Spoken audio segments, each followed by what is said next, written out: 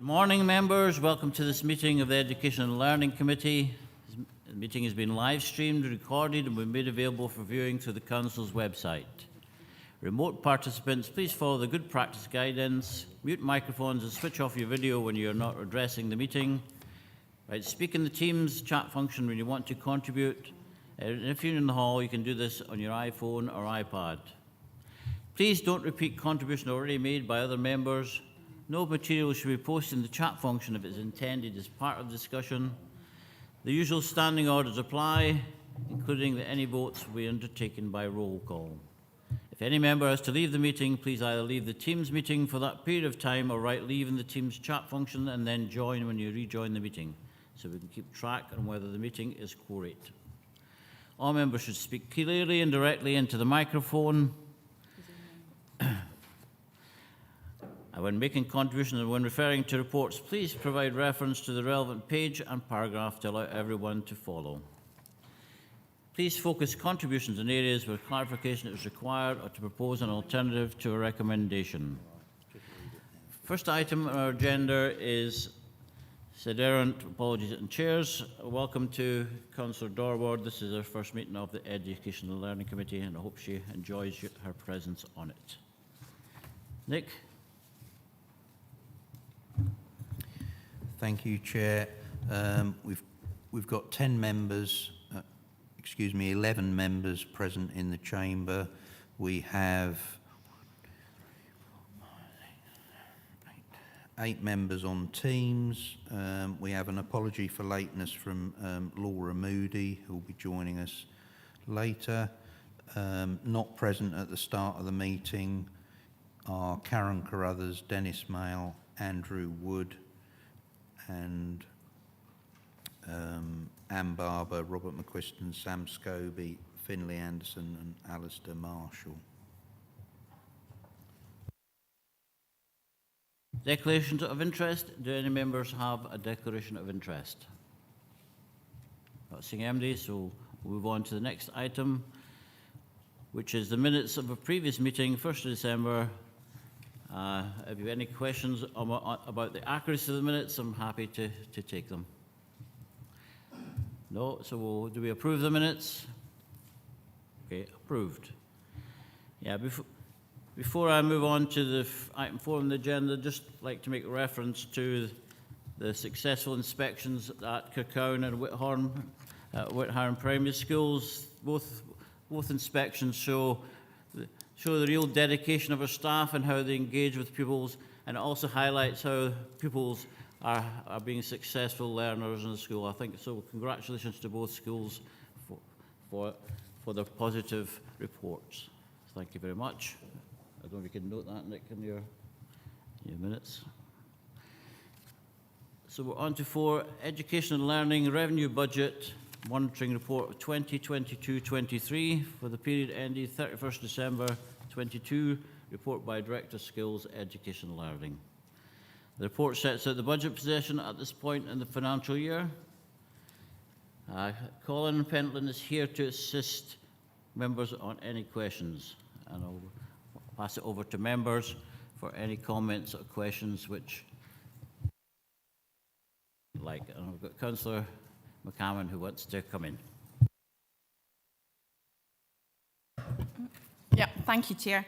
It was just a point of clarification, really. On page 16, on the projects table, there's an item, Family Support Officer post. Can I just get clarification that that is the post that we brought in during COVID or after COVID, and a bit of information on the remit of that post, please? Thanks.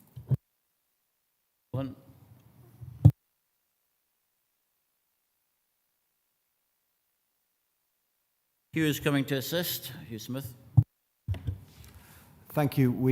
The post was to build a capacity in terms of some of our parenting programs that we were looking at. We're working with colleagues across NHS and social work at the moment to actually pull that money with them to be able to maximise some of the resource that's coming from the Scottish Government around the whole family support. So we're sort of like looking to see how we can max that out if that's possible to have greater effect across the region. Jackie, you want to come back on that one? No, that's fine, thank you. Councillor Stevenson? Thank you, Chair. Just on the professional development supporting learning teachers, I see there's a wee bit of an underspend there. Why is that? Thank you. Yeah, so I can answer on that one.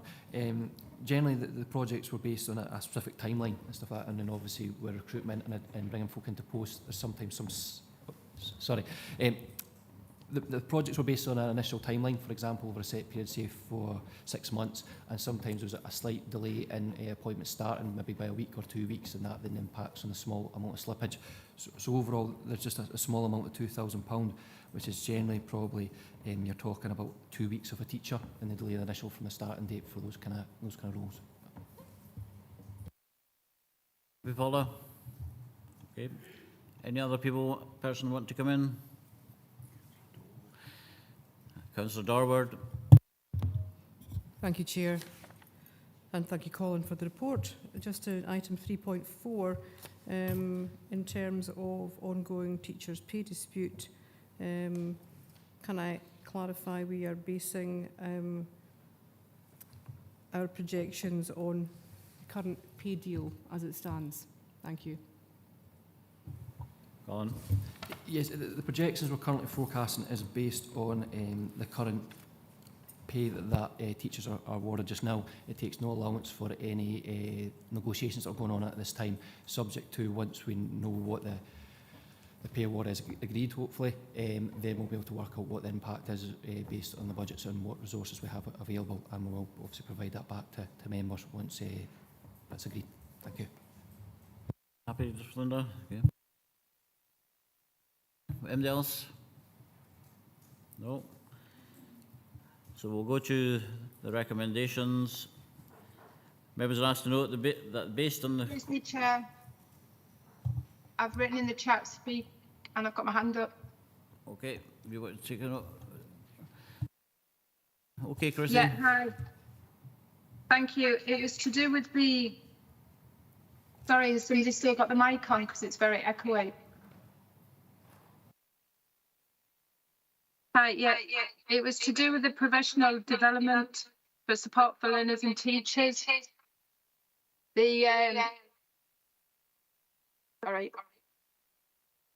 It was said about teachers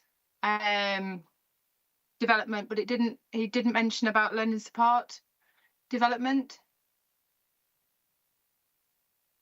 Could I ask about that, please? Did you hear that, Colin? Yes, Chair. It was just highlighting that the underspend was slightly to do with a delay and maybe potential teacher coming in, just evidencing why there might be a small 2,000. I'm not sure if there's anything else requested on what the money's been spent on, but that was just highlighting on that fact. If there's further details required, I'm happy to answer. Yeah, it was sort of like to ask about the professional development for the learning assistants. What professional development has taken place, please, out of that budget?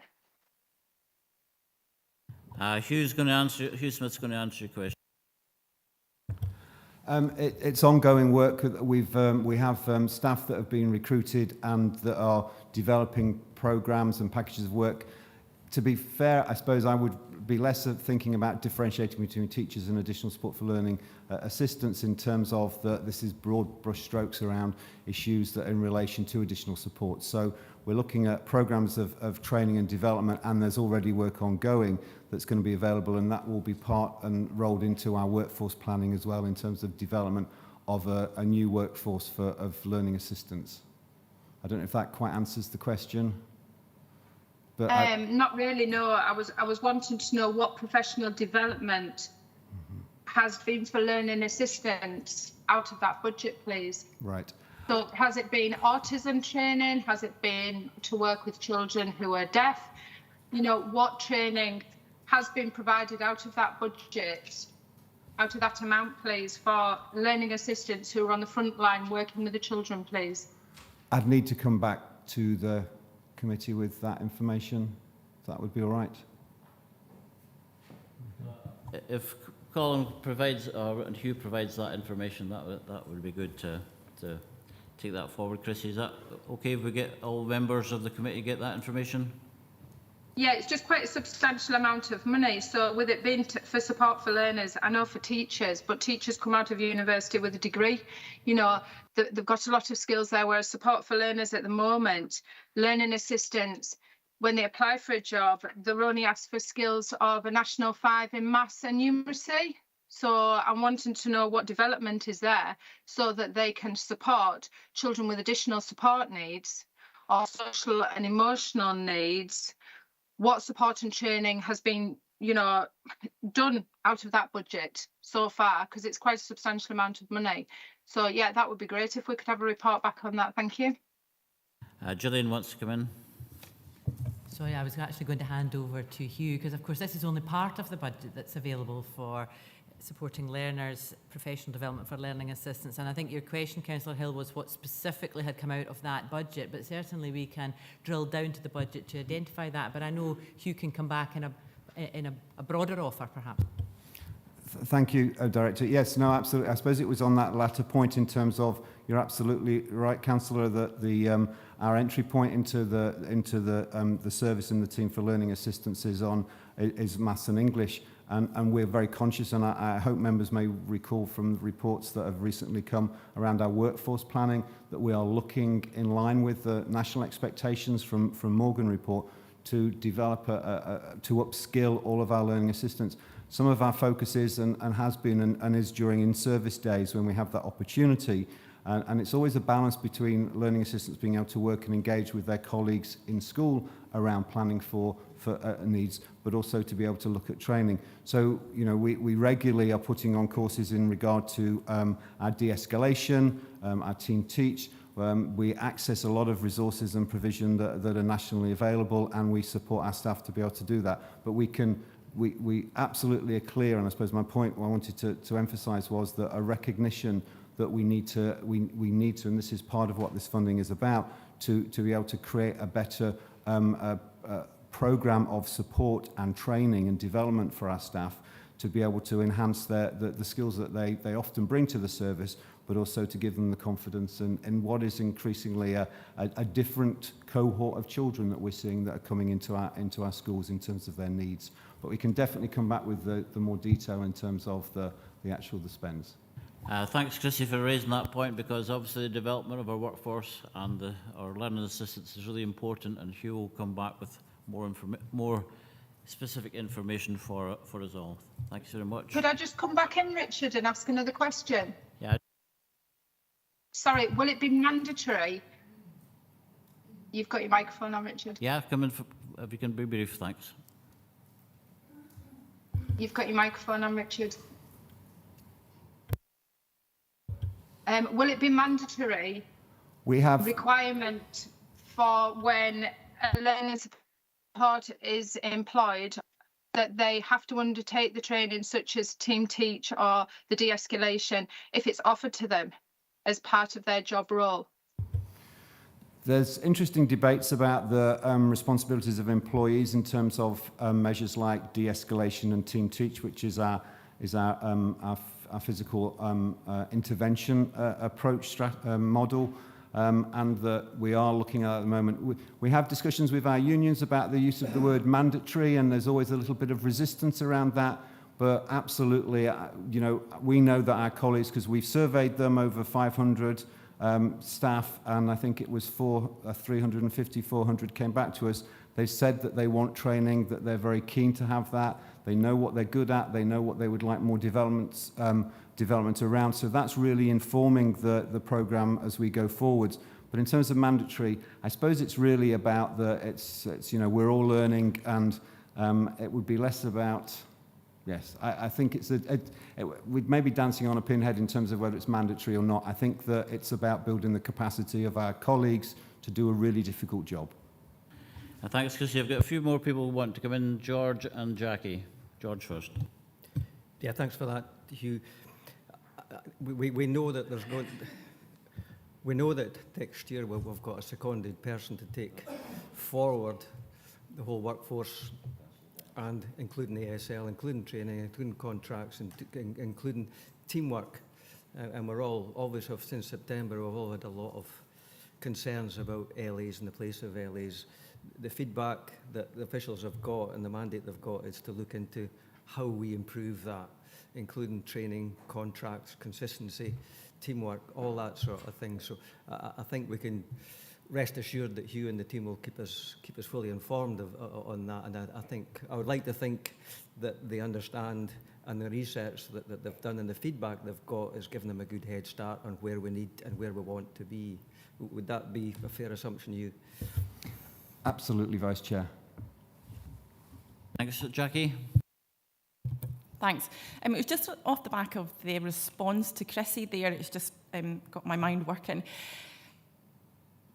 So if the entry-level requirements for an assisted learning assistant is maths and English, and I'm all for upskilling and developing staff, can we not increase what the requirements are at entry level rather than sending them through all the expense of training? So can we ask for more requirements on recruiting rather than just maths and English so that it prevents a lot of spend within the council? Again, I'm not saying we don't upskill or develop staff. Is that an option?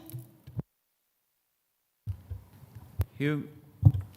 We would love to be able to, and I have to say that the range of skills and experiences that come in through the service and as learning assistants is amazing. I think the challenge for us is actually the more that we put barriers up, the less likely we are to be able to recruit. We are seeing real challenges in parts of our region at the moment in being able to recruit learning assistants to existing posts. It's an entry qualification because this is an education role, and actually literacy and numeracy are absolutely crucial. As crucial are your interpersonal skills, your ability to engage with the child, empathy. And that is the process that we would go through in terms of the recruitment. We know that we don't always get that right because no recruitment process is perfect, and I suppose that's where the opportunities are in terms of training and development to be able to test out some of those capacities. At the moment, we kind of had this in the report around the workforce, I think at the beginning of December, is that we have a real one-note approach for learning assistants. Everybody is a band 5, apart from, I think, 14 seniors that we have. And those learning assistants could be working with the most complex of needs of children that we have in Dumfries and Galloway, and we could be asking them to do really complex things, and they could be working in a small primary school with doing group work with a number of children and enhancing their learning and removing their barriers. The range and skills necessary, also working our inclusion basis, working with quite complex, challenging physical issues as well. So we know that we don't have a workforce that really meets the needs, the varied needs that we have across the estate or the education provision. And that is about that we have almost a point of entry and then opportunities to specialise is where we would like to get to.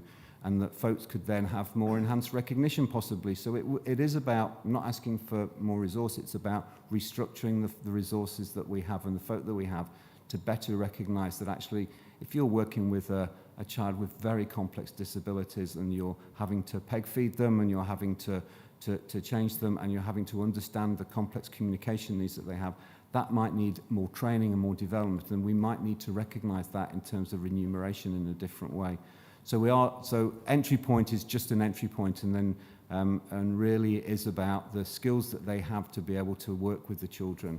I think the challenge for us is that we, as I say, the one note that we have in terms of not being able to then recognise some incredibly skilled practitioners out there that do most of are incredibly skilled, but they can have skills in different ways. Jackie? Yeah, if I could go back, please, Chair. Yep, through you, Chair. Thank you, Hugh.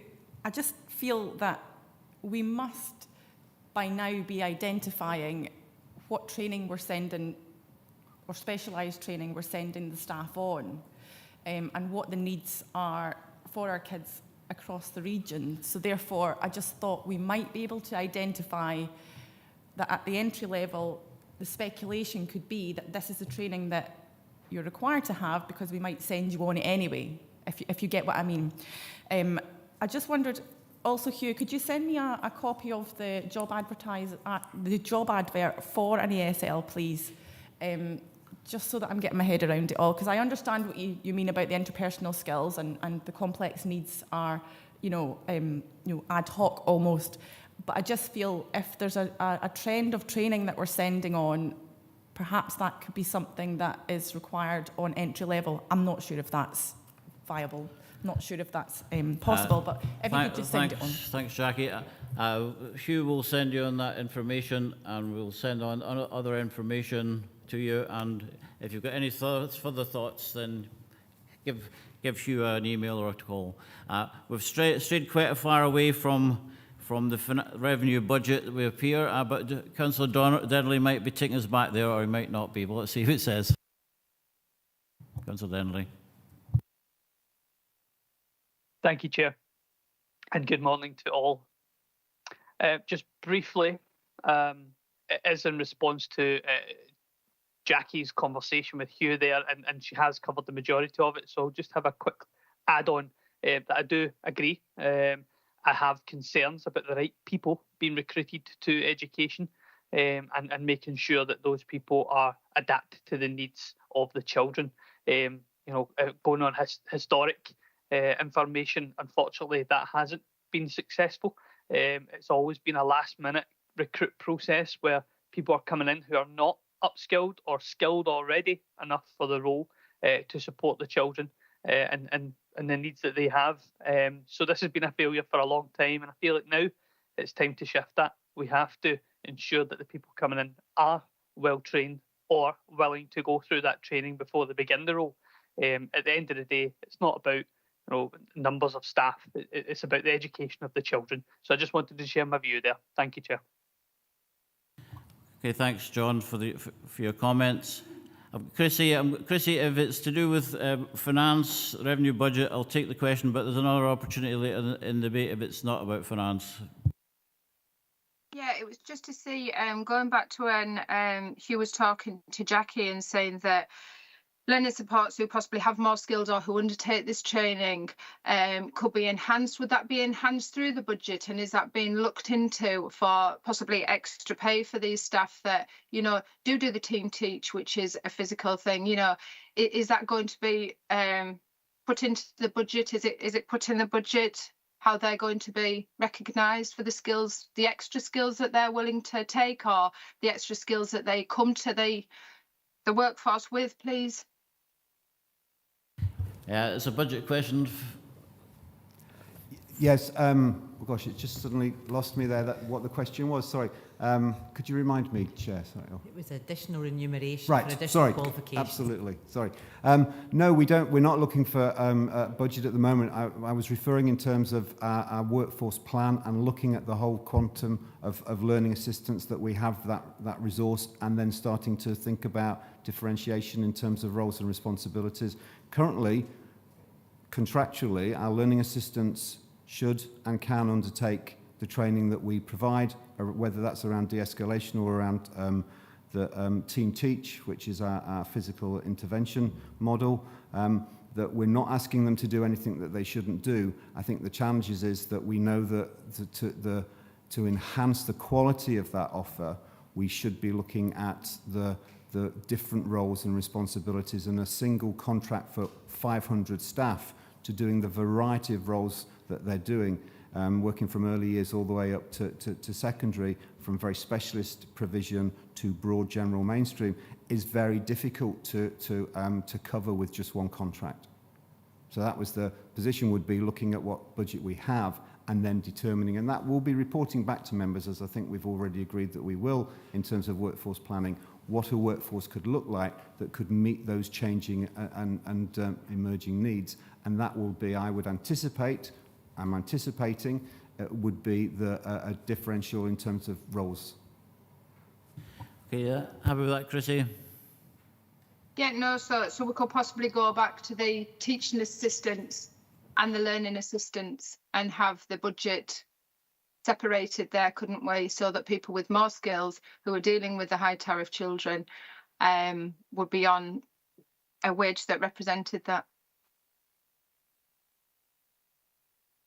I couldn't possibly comment on what structure that would be. I think that's part of the process that we'll be going through, engaging with colleagues with our unions and with our parents and our teachers and our management teams. Okay, it's something maybe to take up through the group through the budget process if it involved finance, so that'd be good. If we can go to the recommendations, please. Councillor Lowe, got the last point. I just want to speak with a little experience. I became a teacher having been a learning support assistant, and when I started that job, yes, I had a minimum qualification. Actually, I had a degree, but that was in something different. But I was given the training to do that job. And if you've got someone who's willing to come into the service and then work with the specific people and needs particular skills, they should be upskilled. They shouldn't really need to come in with those skills. They may be a parent whose children are old enough and they're willing to work, but they don't have the skills. And I think we have to recognise that minimum qualification is fine, and then every opportunity is given for a particular skill to work with a pupil or with a group of pupils. And that's what worked for me. Thanks for those observations, Kim. They're very valuable. Thank you. So I think our debate shows that we've got a real concern about the budget and for our learners as well. So if we go to the recommendations. Members are asked to note that based on the Q3 monitoring position, it is estimated that education and learning will return a break-even position as detailed in the appendix by the end of the year. Are we happy to note that? Okay, thank you. Next one is 5, property buildings estate asset class update. Lauren Foss is here to assist members on any questions. I'm going to open this up to members for any questions.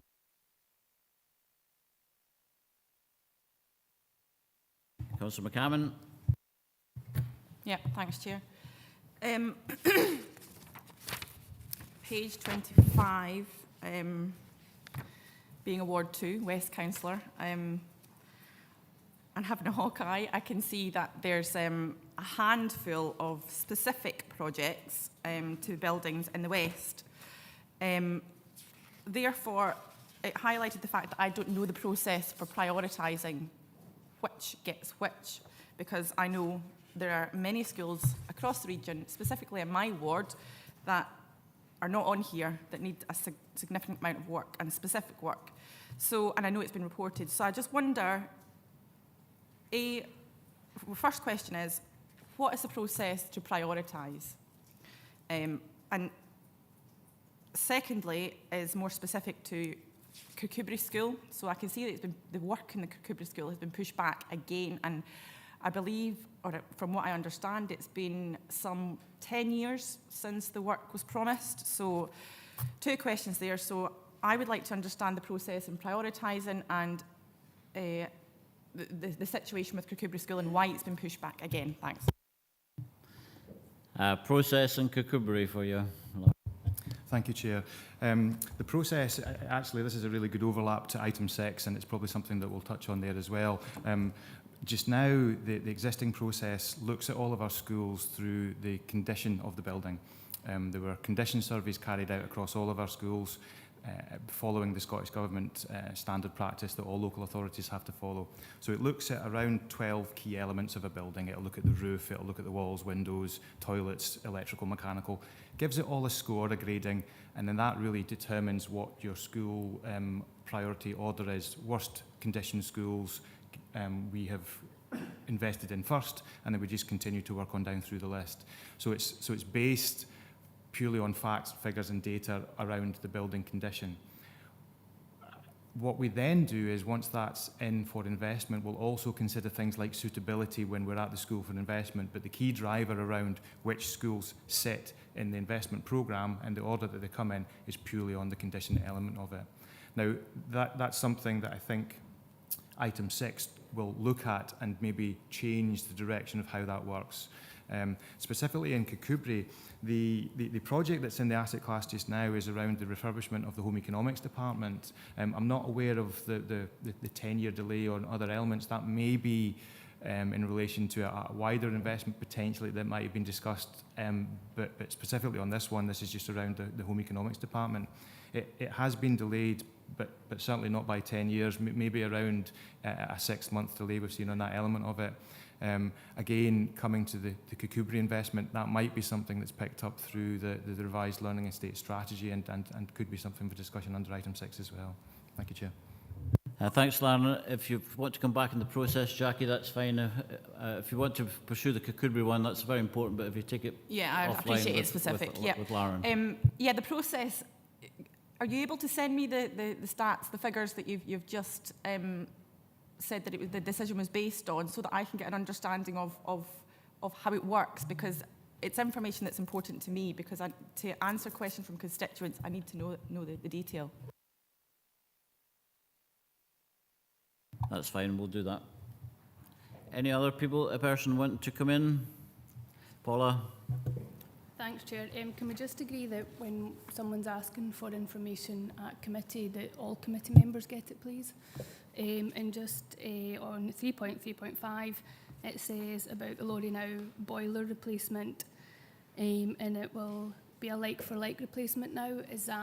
Will that still be involved in a spend to save, or is that just a reduction in £90,000? Thank you. So taking the first part, I think what I'd look to do is to recirculate the committee papers that informed the priority investment discussions and the member agreement on those, and then also the running order that we have the schools in just now. I would say that will change, irrelevant of the discussions on item 6. There is a new round of condition surveys taking place, and that will let us know what the condition of the schools are, and that will change the order as well. Specifically on the plant changes, the boiler house changes at Lorry Now, there were a couple of options in there around a biomass replacement. Now, we've run into a few headaches, shall we say, around biomass and whether that's the right direction to go or not. The net zero agenda is very much looking at air source, ground source heat solutions, and we're not in a position where we can put that in at Lorry Now.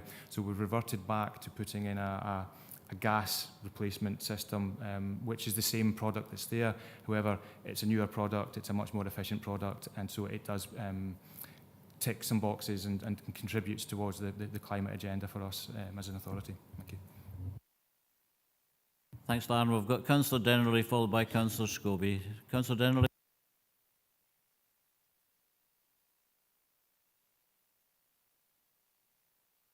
Thank you, Chair. Just again, looking for a wee bit of clarification here in regards to the Kukubri school.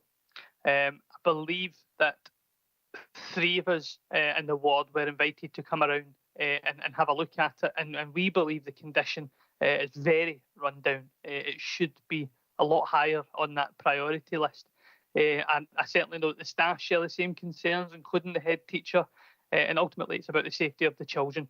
It's really bringing down things like the reputation and the moral of the school. I have to say, as an ex-parent of that school, it's a fantastic school, but in order to keep it that way, we need to justify some way to look for the right resources to go into that building, or indeed look for an alternative, possibly a new space for that school to work out of.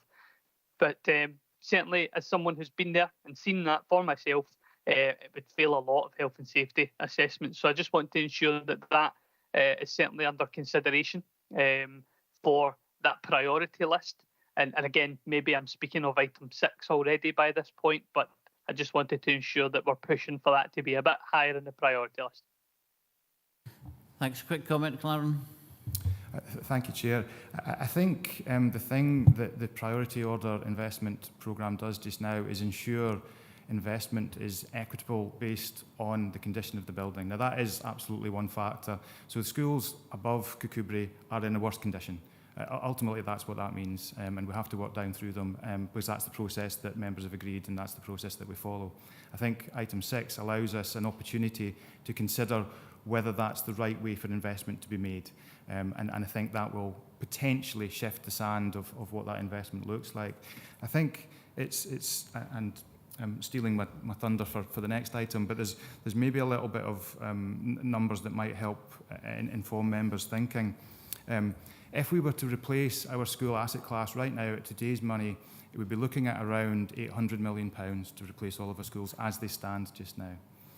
If we were looking at the calculations we use from the Scottish Future Trust around the number of pupils and investment that they would determine to go into our schools, i.e. our school estate were to shrink to the number of pupils that we've got, we'd be looking at around £700 million.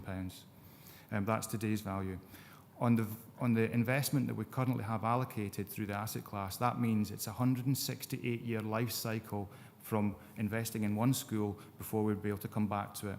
So that just gives you an idea of the scope of the challenge in front of us and why item 6 is really, really important to make sure that we invest in the right places for all of the right reasons. Thank you, Chair. Thanks, Larry. We have noted your concerns about Kirkcudbright Academy, John, and we're going to. There's an opportunity in the budget process to invest more heavily, but that's down to finances and how we can work within the budgets that we have to do. We've got Councillor Scobie. Yeah, it's along the same lines, Chair, as the other speakers have mentioned, but it's taken a holistic view. And I know within the independent group there are members who feel that the schools like in Sinker, Kirkcudbright, Castle Douglas, other areas that might be falling behind it. And it's notwithstanding what Lauren's saying, but whether indeed there is a need for a review along, Lauren spoke there at the end in terms of fairness or rather equity, but I think there's a degree of fairness that's needed in looking at the whole estate. And maybe that we're concentrating all the spend around one particular area. And it's just looking at 3.2 in terms of 949k spent up to December 2022, with still 5.546 million of a projected spend against that 6.292. So it's really asking whether, in terms of that priority, whether there's a need or it's time to review that priority list and see whether some have come up the list in terms of that priority against some of the schools that have been mentioned. And I've mentioned 3 there. It's really whether we should be looking now at a review to see if we're still getting to the schools that really need that spend. Okay, we've already mentioned the financial challenges. Have you got any further things to say to Councillor Scobie on this question? Thank you, Chair, and thank you, Councillor Scobie. I think you're highlighting exactly what we as officers consider to be important just now as well, and that's why we've brought item 6 forward to revise what the learning estate strategy looks like and how that can shape our educational facilities moving forward. Everything you've mentioned is exactly where we would like to take this, and we need to review our priority investment and probably move it away from purely the single factor of condition, because it doesn't always mean it's in the right places for all the right reasons. There's so many other factors that we need to capture and consider within that, but hopefully we'll have an opportunity to discuss further in item 6. Thank you, Chair. You want to come back, Willie? No, I'm pleased to hear what Lauren said there, and it's really how we review whether we're putting our money, all our eggs in the one basket may not be, and looking at fairness and equity. So if item 6 is the one that we do, and I'm more than happy with that. Thanks. I've got our young person on the Finlay Anderson, followed by Councillor Hill.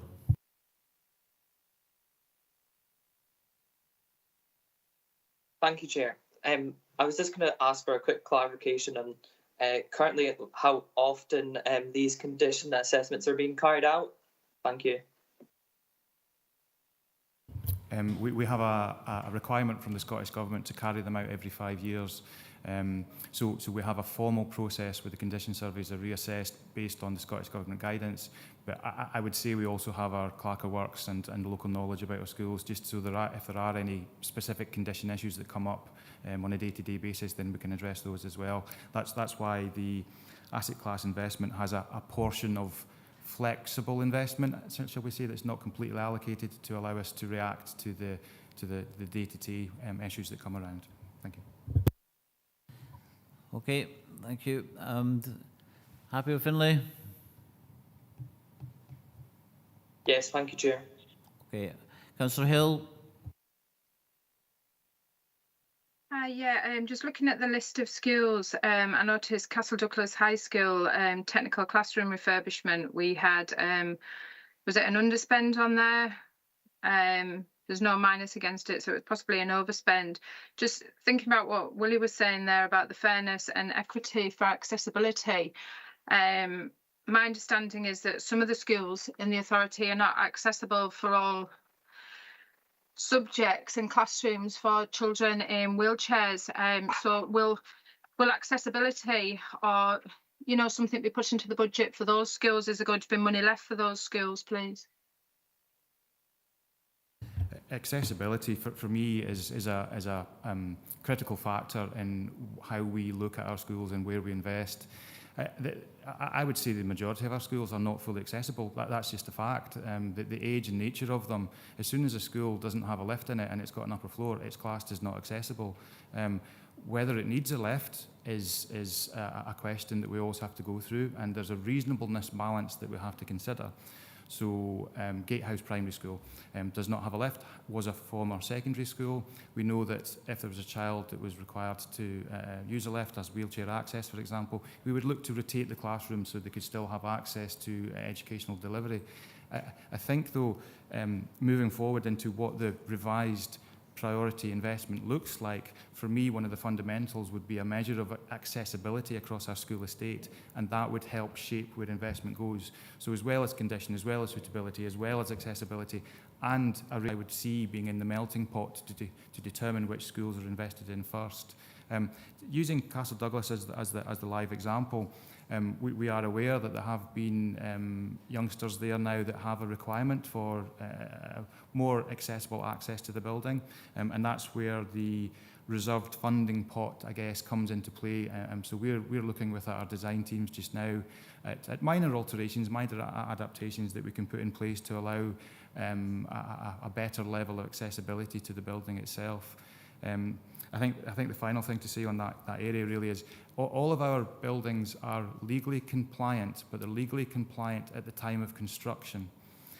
So we have schools that are 100, 150 years old that have had very minor changes to them in terms of accessibility over the years. So it's really important that we factor all of these elements into the item 6 discussion as we move forward. Thank you. Want to come back, Chrissy? No, that's fine, thank you. Thanks, Chris. George Jimison. Thanks, Chair. I'm referring to 2.1 and 2.2, which relates to the learning estate strategy. Now, we're asked to agree the contents of the learning estate strategy and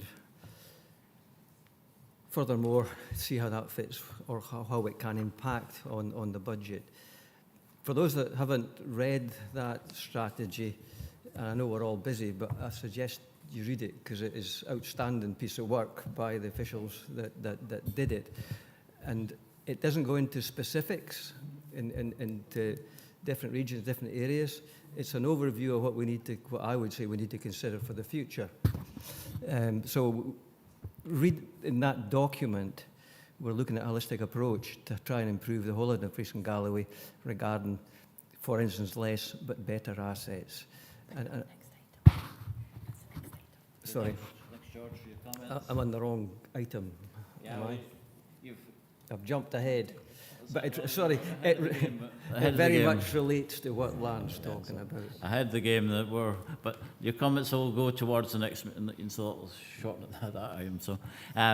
So any further comments before we go to the recommendations? Don't see MD hand up, so we'll go to the recommendations. So members are asked to 1, note the financial position for the property, buildings, schools asset class at the end of December 2022 as detailed in section 3.1 to 3.2 and also within the appendix 2, and agree the revised budgets as detailed in section 3.3 and also within appendix. And note 3, note the financial position for the 1140 early learning and childcare projects at the end of December 22 as is detailed in section 3.5 and 3.6 and also within the appendix. Are we happy to note and agree those things? Okay. Yeah. So we're on to what Councillor Jimison referred to earlier. Sixth, Learning Estate Strategy 23 report by the Director of Skills, Education and Learning. This report continues the reporting to members and the commitments made in the transformation programme and updates the admissions policy. These are ambitions and aspirations for an excellent school estate and an excellent environment for our pupils to learn in the future. And if we've got any questions, Lauren is here to assist members.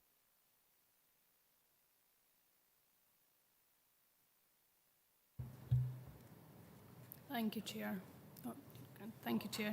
Just on page 37, under Our Schools Serve Their Communities, we talk 3.19, where appropriate, school estates should include scope for 2 to 18 provision on the same site. We've now got a couple of schools that have been open for a considerable amount of time that do the 2 to 18 provision, sorry. How are they working? Are they better, the same? How is that working for the pupils? Thank you. Thank you, Chair. You're absolutely right. We do have a number of 2 to 18s at campuses, and interestingly, some of those we're doing a post-occupancy evaluation on, just to see exactly how they've impacted. Now, we're doing that to help inform the building moving forward, and any new construction that we've got. But from an opportunity perspective, having everyone on the same campus does really ease the transition processes, whether that's from nursery to primary, primary to secondary, gives access to specialist facilities. So in a smaller remote rural primary school where you've got a general purpose hall, which is also your drama space, also your music space, also your art space, also where you dine, also where you do PE, you've got access to walk along a corridor in a nurturing environment where you can gain access to all of these other areas. I think what I haven't, in my experience and the area that I work in, I haven't looked at specifically the performance outcomes of a 2 to 18 compared to others, but that's possibly something that we are looking at in the background just now in terms of what's the optimal solution for a school. And there'll be a range across all of those things. So we, in our background at the area that we work in, it's generally around the building itself, but we are bringing in performance data now just to see exactly, because that's what it's about. It's about opportunities, outcomes for youngsters, not just the environment that they sit within. So I'd say they work really well from a facilities point of view. They are an efficient model and a cost-effective model, but the early indication is that they're performing well. Thank you. I've got Councillor Young and then Councillor Scobie. Yes, thank you, Chair. I agree with Councillor Jimison. The Learning Estate Strategy is an excellent document with a lot of worthwhile ambitions in it. We talked about Castle Douglas High School and its condition, and I'm aware, and Lauren's aware of my concerns regarding accessibility to that particular school. And I feel, with the likes of Castle Douglas High School, no amount of refurbishment will solve the basic problems. It's building riddled with asbestos, and at the moment, children from its catchment area who are disabled have to go to another school. Even parents who are disabled are unable to come in and see their children receive prizes or put on a performance. So my proposal is a wee bit radical, perhaps. I'll propose we have a complete rethink and have a stewardship learning campus combining Castle Douglas High School, Kirkcudbright Academy and Dalry Secondary. I'm not going to argue it should be in Castle Douglas, but I think in terms of spend to save, we really need to have a better learning environment for the children in that part of the stewardship. Thank you. Thanks. You want to comment on that? Thank you, Chair. I think our aspiration and how we look to address this moving forward is really to gather as much data as we possibly can at this point in time, and make sure that we capture all of the appropriate stakeholders in that process. Some members may remember pre-COVID that we'd started this journey around engaging with clusters, engaging with parent council chairs, yourselves as elected members, head teachers, and looking at building a criteria around what defines a school and what are the factors that we should have within this. My colleague Kevin, who's instrumental in writing this report in front of you and the document, has mapped out an engagement programme that will give us that opportunity. And that's where we'll ask all of these questions. You know, simple things like, what's an appropriate journey time for a nursery child, a primary child, a secondary child? What's the size and scale that a school should be before it gets beyond the human scale? Where's too small, what's too big? Looking at the roads infrastructure, looking at all of the other council assets within the community, looking at other community assets within there, and we'll use all of that data to try and map out exactly what a perfect school estate should look like and how all of that sits. Now that's a really huge task. That's going to take us a little bit of time, but ultimately what that will lead to is the master plan learning estate strategy that will be our vision, and that will be our target for the next 5, 10, 15, 20, 30 years. It's going to take us treat as a brilliant model to start that journey. Once we've been through the engagement process, once we've gathered that data, we're going to have to begin somewhere. I absolutely recognise the challenges around Kirkcudbright, recognise the challenges about Castle Douglas. Being a Dalry pupil myself from a million years ago, I know exactly the difference that it's seen over the years as well. So I think if you're looking as a starting point, that might be something that comes through this, and we'll find out what that solution looks like through consultation and bring that to members to see if that's something that is palatable, that is something that you agree with, and that might well be the starting journey of investment moving forward. Thank you, Chair. Yeah, I think that's a good way forward, Councillor Young, that we look at the stewardry and how that can be progressed, and that can be part of your work stream, Lauren, to bring that forward to members as well. Is that, you be happy with that, Sean? Thanks, Chair. No, I'm very content with that. I just wonder if Lauren could put a time scale on that work. I knew you were going to ask me that question. I think we're looking at our engagement starting to middle of February, finishing by the end of March. We'll need maybe a period of 6 to 8 months to digest the data that comes in through that process and start trying to map out what that looks like across the authority. My stumbling block or the little challenge actually is keeping the wheels turning. We have a 3-year capital investment programme now that theoretically is agreed by members. So we are committed this financial year next and the one after that. So really we'd be looking at the first level of investment on what the new future looks like, being a year 4 investment. So theoretically we're about 4 years away before we could start planning what that investment looks like, should it be for the stewardship and impacting on Kirkcudbright and Castle Douglas. Obviously there's loads of caveats in that around how much investment is actually required on those areas at that point in time. But realistically I think that's a time scale where we would be able to show a different direction in terms of how investment's made. Thank you, Chair. Okay, thanks. Councillor Scobie, then Councillor Stevenson. Thank you, Chair. And just to echo the sentiment, the expression made by George there, that it is an excellent document and it gives very much food for thought. I'm looking at very much going on what we discussed in item 5, moving on to item 6, as Lauren said there, and him being more than 1 million year old. I'm sure, or at least I hope he will remember the Belmont School issue of many years ago, where it was flat roof and the water was just pouring through the school, and the committee at the time took the view that it needed replaced and did replace Belmont School, but even that now is becoming dated.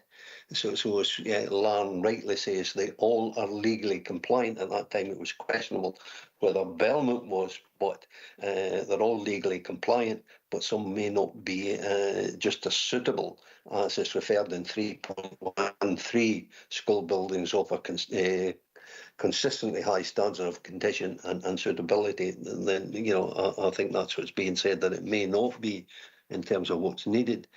And we look at the aims and objectives, and it lays out 6 there, and it says that the vision statement for the learning estate strategy is clear: to improve outcomes for all school-aged children across Dumfries and Galloway. So that's the challenge for us, and it's a challenge against another part of the document that talks in terms of the population, where some schools in more urban areas, some could be running at 50 or less, or just above, and maybe others at nearer the 100. And it's how we juggle with that in terms of providing for all children. and trying to keep the same level of estate that we've got just now. And it really comes back to the point I made in terms of what Lauren referred to earlier, in terms of being equitable and fair to the whole estate. Maybe that this document will lend itself to that whole review of how we examine or assess a school condition, meeting the requirements of today and not just being legally compliant. And Lauren did refer to, if you've got an upper floor with no lift, you really are you meeting that legal requirement? So I think it's an opportunity to review that whole priority list and then looking at also fairness and equity across the whole estate. I would hope, as Lan says, that this gives that opportunity in terms of looking at the whole estate. Okay, is that a question, Willie? Is it just a statement? Or just... It's a statement with maybe no a question, but just seek. Okay, I think we've noted the strategy does give us opportunities to improve. Reassurance on that point, Chair, just to seek the reassurance that this document will give that opportunity to look at the whole priority based on a wider criteria. Thanks, Willie. I've got Councillor Stevenson and then Councillor Hill. Thank you, Chair. Just on page 35, on 1.5, we talk about the reduction that we're expecting to see in children over the next couple of decades. But we know recently we've had quite a few teacher challenges and assisted learning support challenges right through the whole of the country and beyond. And forgive me if I've missed it, but I don't see anything mentioned about that in here. And I'd like to think when we're building schools, we're taking that into account of how we can actually get the people there, and we're making sure that they're the right size to encourage a smaller workforce. You know, that's really what we're seeing just now. Thank you. Fundamentally, you know, I think we need to make our school estate much more effective and efficient. Just now, looking at primary and secondary numbers, we have 18,500 children. Go back to 1975, just because I've got the numbers in front of me, sadly, we had 28,418 children. That's nearly 10,000 children less now. And we have a school estate that hasn't really changed and shaped itself around the number of children that we've got in front of us. And that really does lead to inefficiency. We know that we need to radically rethink where we invest. We also radically need to rethink what that whole school estate looks like. And this will bring hard decisions and hard questions around what I would determine now as sustainable schools. Which of our schools are sustainable into the future? So we'll revise a priority investment order based on whatever the new criteria is, but it will leave schools in a position that we would deem them not to be sustainable into the future. So as well as investing in the right places, we'll also not be investing in schools that are not sustainable. And ultimately what that will lead to is a school estate that right size for the number of children that we have, which will ultimately again lead to making sure that the staffing element to support those schools within them marries up to the number of classes, pupils. Thanks, Lauren. There's a transformation ahead and there's a challenge to meet, so I think that's something for the Education Committee to take on board for the future. I've got Councillor Hill and then I've got Julie Irvin.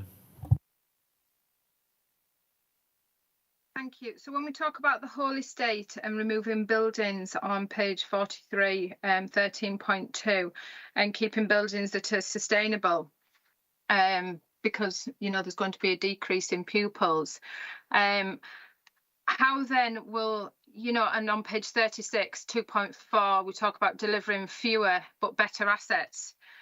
Is this because we're going to be doing more digital teaching? Because that brings me to concerns of 2.2 on page 36, that we're committed to giving all local children and young people equal chances to fulfil the potential, improving health and well-being for all children and young people. Now, I totally understand the financial situation of keeping schools open that possibly don't have a large uptake, but then the health and well-being of children walking to school you know, they'd have to get transport. And we're trying to get to net zero. We talk about transport policy in the next item. A lot of things. And to me, it's quite concerning where we're heading forward with this. You know, I'd like a wee bit more information as to why we're developing fewer subjects, possibly. How's that working? Can you sort of like go into a bit more detail about that, please? Thanks, Lauren. And Jonathan would like to come in as well. Yeah, thank you, Chair. I think it picks up on the point that Councillor Stevenson made as well in terms of the population and trying to track the population. Lauren's given a very stark indication of significant pupil roll decrease. Dumfries and Galloway's population is decreasing, although the demographics are shifting to an older profile, and we understand that, and that puts pressures on other parts of the service. Our work is to really consider how do we build the estate or develop the estate to ensure that we're meeting that demand across a vast geographic area. And in the paper itself, in the strategy, it describes Dumfries and Galloway as the third largest physical area in Scotland, as we know. But not all of our areas in Dumfries and Galloway are the same. And so therefore we have seen absolutely since the pandemic very different working patterns for our parents. Our parents work in a different way. Our children have learned in a different way, and that picks up in the aspect of digital. Who knew we'd be where we are now, and the changes that we've had to make, how our skilled workforce have had to change how they've delivered learning. And it certainly doesn't suit all children at all times. We absolutely understand that. So I think we're at the sort of the frontier of some of this work in terms of trying to consider what does education, what does learning look like as we move in to the next decade or the next year, because it's moving so quickly. And so some of the work that will be taken forward through the engagement activities that are being set up in the consultation events is very much these kind of conversations. This is where we want as much involvement from everyone to consider what are the pros, what are the cons, what are the things we need to think about, what are the knowns and what are the unknowns, or what do we think the unknowns are because we don't know them yet. And we are very much trying to gather as much possible information as we can to build on the strategy to allow us to develop a plan that we can actually implement that has got that ability to be flexible enough, because we see things changing all the time.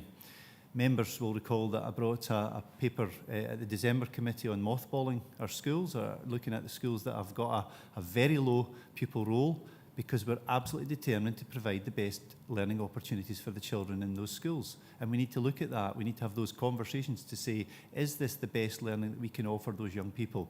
They get one chance at education. Let's make sure it's the best chance we possibly can give. And just maybe to sort of finalise my part here, is just maybe to also think, you know, in terms of building our workforce, absolutely, Councillor Hill, just thinking about what is the workforce, what are the skills that the workforce will need in the future? How do we make Dumfries and Galloway an employer of choice? How do we make sure that we get the best staff in our schools? And if we can provide the best physical facilities, the buildings, then we've got a better chance of attracting the best staff to work in our organisation. But I also think we need to work across our wider council colleagues and indeed our community partners.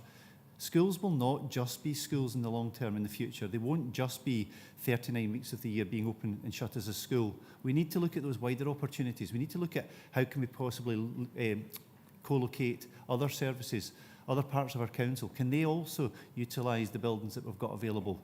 We can't continue to run, and we can't continue to afford all of the buildings that the council run. And we know that we've got a programme of looking at how do we build, you know, how do we reduce that, how do we rationalise some of the buildings that we're currently using. So this all has to be part of the round. How do we work with our transport colleagues? How do we ensure we've got good networks? How do we ensure that we can get children to and from the buildings to ensure that they're getting the best opportunities of interacting with other young people of a similar age, etc. So this is the work, and I think what we're hearing today in the conversation, the discussion this morning, is that this has given us the assuredness that this is what we need to actually have on the table and have those conversations to allow us to build that plan. Thank you. Thanks for John for setting out the challenges and opportunities afforded. Chris, do you want to come back on that? Yeah, no, that was good. So these consultations, are they with parents? How are these being put out to people? so that people can get involved, so that we can let our constituents know that they can be involved in this? Is that a possibility? Yeah, the consultation processes are quite transparent. Do you want to just say something about them? Thank you, Chair. Yes, so we've got a range of stakeholders that we're looking to have involved in the consultation process, all the way through from pupils, parents, teachers, elected members, ward officers, and that's the sort of range of invites that will go out to make sure that they're captured. It's not done in one meeting, it's a range of meetings across different clusters. The last time round we also actually had a member seminar directly round about it. We met with the Youth Council, which we'll look to do again. So we need to make sure that we've got an opportunity to capture all the right voices to help shape what the data is sitting behind the learning estate strategy. Thank you, Chair. Thanks, Lauren. Thanks, Chrissy. On to Julie. Thank you, Chair.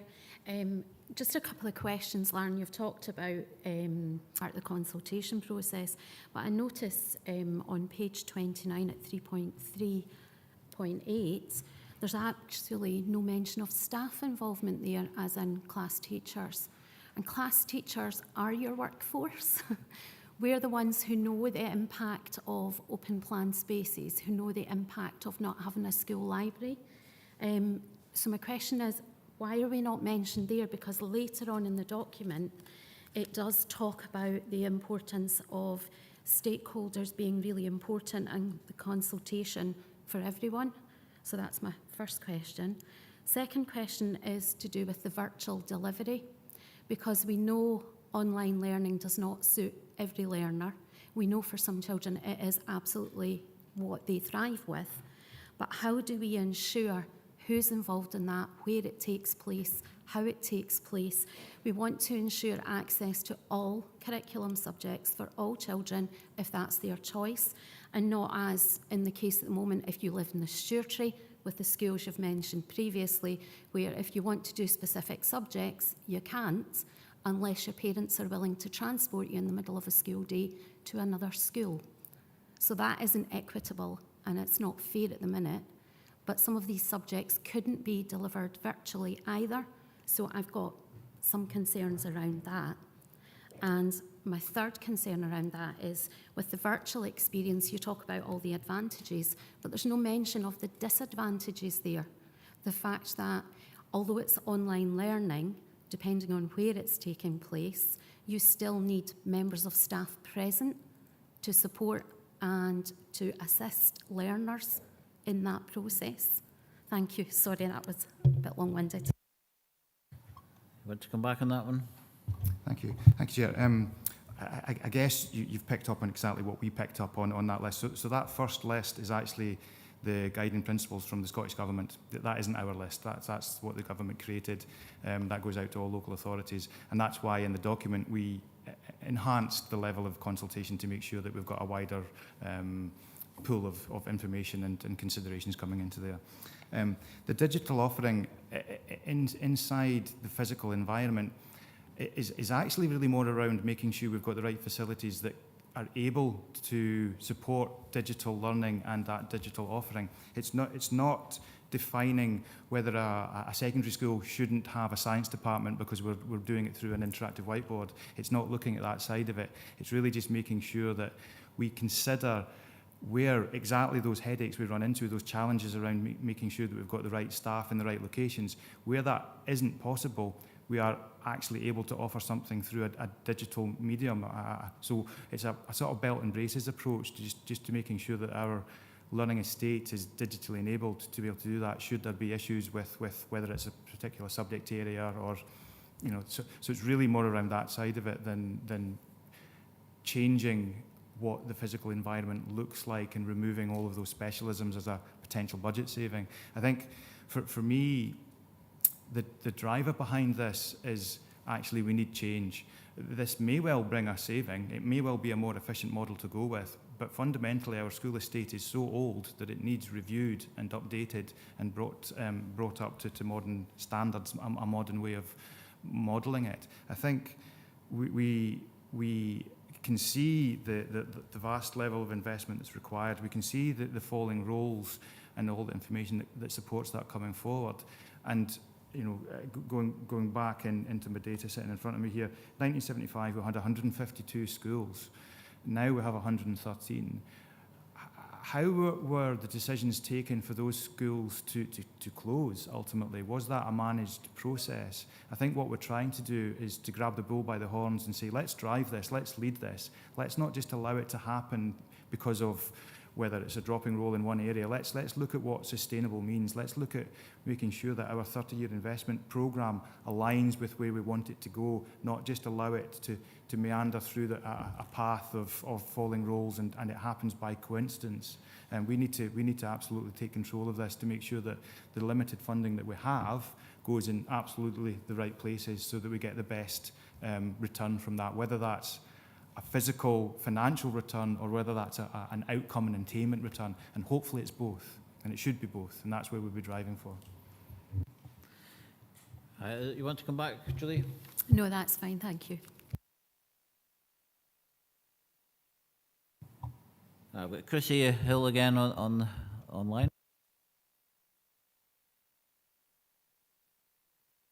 Hi, yeah. So are we looking at super schools in effect for rural areas like the Maccas, like we've got Dumfries Learning Town, you know, we've got the bridge there, we've got Dalbeattie High School.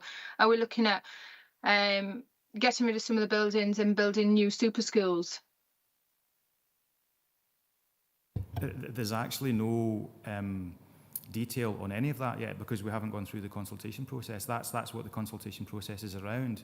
We need to go out and speak with our communities, our facility users, and say, what is the experience like within a large school, within a small school, within a new school, within an old school, within an X, Y, and a Z. And actually, it's all of that data that will help define what our school estate needs to look like. It may well come out as a, you know, picking numbers here, but it may say secondary school shouldn't be above 1,200 children because you're lost in the numbers, etc., etc. So it may also say primary school shouldn't be below single stream. It might say it shouldn't be below 4 classrooms. But we need to gather that information. And then once we've got all of that, we can map out those factors across our existing school estate and say, school X, it ticks all the boxes for the criteria that's come forward. Brilliant, we'll keep it. School Y, it doesn't tick all of them. It needs a wee change. Can we do the wee change? School Z absolutely doesn't hit any of those. So that's now no longer a sustainable school. So there is no behind the scenes workings diagram description of what the school estate needs to look like. We absolutely want to gather all views and opinions and model it round about that to make sure that we get it right. Thank you, Chair. Thanks. Come back, Chrissy. Yeah, also on Julie's point, I'd like to voice my concerns on the learning styles of children. Richard, you've got your microphone on. Oh, that's it. Sorry, I had an echo.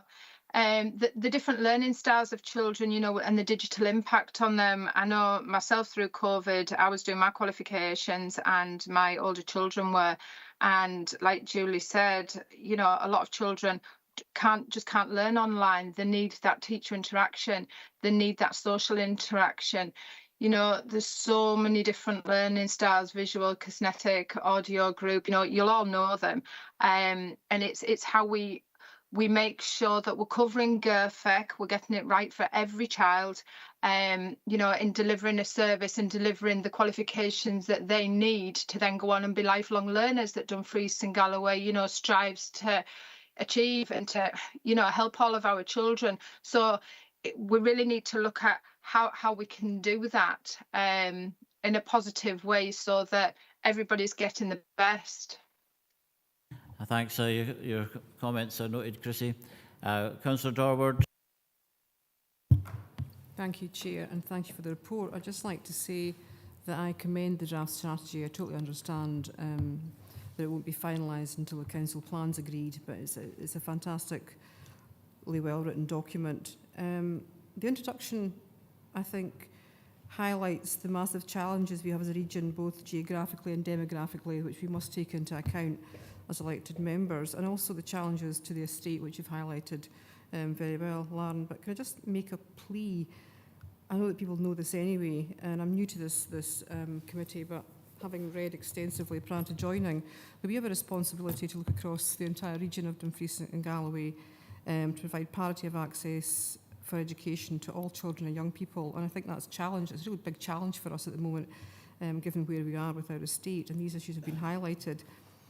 But we need to look at providing a sustainable estate based on different ways of delivery, which Councillor Hill has highlighted, and to look to future-proof that as well. And I think we have a responsibility to the children and young people across the whole of Dumfries and Galloway to make sure this is done reasonably timiously.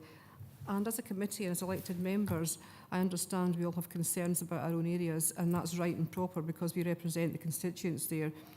But it's the bigger picture we need to focus on at the moment, and that's why the strategy is there. This requires, I would suggest, bold and radical thinking that has to look across the entire region.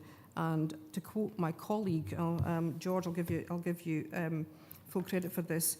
We need to grasp the nettle now. Thank you very much. Yeah, thanks for that. Linda will note what you're saying. We're going to the recommendations now. So we've got members of one are asked to agree the draft learning estate strategy for the period of the council is set out in the appendix, and to agree that the learning estate strategy 23 to 28 will be finalised for an agreement of the council plan 23 28 in March 2023. And we've got an action on the stewardship to take that forward behind the scenes and Lauren's work streams. So, okay, thank you. Happy with that? Yeah. 7 is a framework for inclusion, learning assistant allocation, report by the Director of Skills, Education and Learning. This is a report requested by members.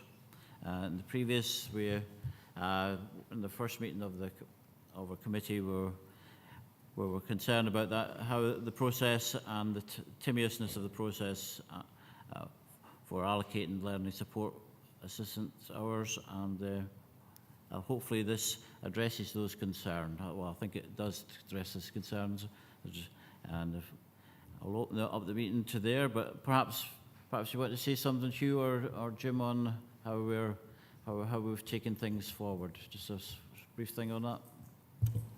Nothing to add, thank you, Chair. Open up to members. Mr. Sitt.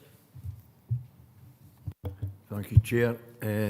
I'm glad this document came, but I'd just like, I see we've got our next committee meeting March the 28th. I'd like to have a time schedule in that meeting so we know what's happening for the schools, not just for schools, parents, teachers, and even us as elected members, because we don't want the debacle we had last year. We were fighting just before the end of term at summer holidays. And I think if we could get something for a March meeting, and that's giving schools about 2 or 3 months if we want to have the right to appeal, and it helps us as members. Okay. Jim. Thank you, Chair. Thank you, Councillor Stitt. Yes, I can agree that there will be a timeline on this. Thank you. Thank you. I've got Councillor McGregor online. Thank you, Chair. I understand that we need to look at the allocation and how that's dealt with today, but I think it sort of raises a wider issue of the actual amount of capacity we have within the framework. And you're very aware in the context of the current pay deal that teachers are saying that they do need additional assistance in the class, be it a classroom assistant or a learning support assistant. So what we need to be doing is striving to cover the demand within this service as well. So it's not just the allocation. And I just wonder where we're looking at with that, particularly in context of the options. We don't have any costings for the 3 options, and clearly option 3 might strive to do something a bit more, but there's no actual costings for the implementation of the 3 options. And I'd just like a little bit of feedback on that. We need to consider, as I say, that we historically had about 10% of learners who were requiring additional support. Now that's risen by about 3 times to about 30%. but the number of staff within this service hasn't necessarily risen with the demand. And it's just how we can feed into not just how it's allocated, but what is being allocated, particularly given the challenges in schools. I'll maybe come back in once I get a response from Jim on that. Thank you. Yeah, you raise important points, Gail, and obviously we're working within a budget, and if we were to increase that budget, we'd have to go through the budget process. So that's a political decision, but if officers want to comment, that would be fine. Thank you for that, Chair. Thank you, Councillor McGregor. I wholeheartedly agree with the comments you make around the numbers change and the need to meet the needs. The context of this particular paper was written within current allocation, which is why, to answer your first question, why there's no reference to any finance within it. Thank you. You want to come back, Gail? Thank you, Chair. I think that causes me even more problems now, because I say we have 3 options in front of us. We're being asked to make a decision. I don't know as an elected member whether I want to go for option 3 and what the budget implication for that would be, or option 2 and what the budget implication for that would be either. We can't keep hooking everything on the budget process. This is a service that we are delivering as a council, and collectively this committee has a responsibility to ensure that the framework for inclusion is what it should be. So I'm not sure I can agree an option today without the budget implications of potentially putting some more money towards, and I would need obviously our Director of Finance and people within the Finance Department to do those workings as well. So what are we being asked to do today is essentially maintain a status quo, but put slightly different processes in place to make it easier for the schools to allocate. We're not actually improving the service.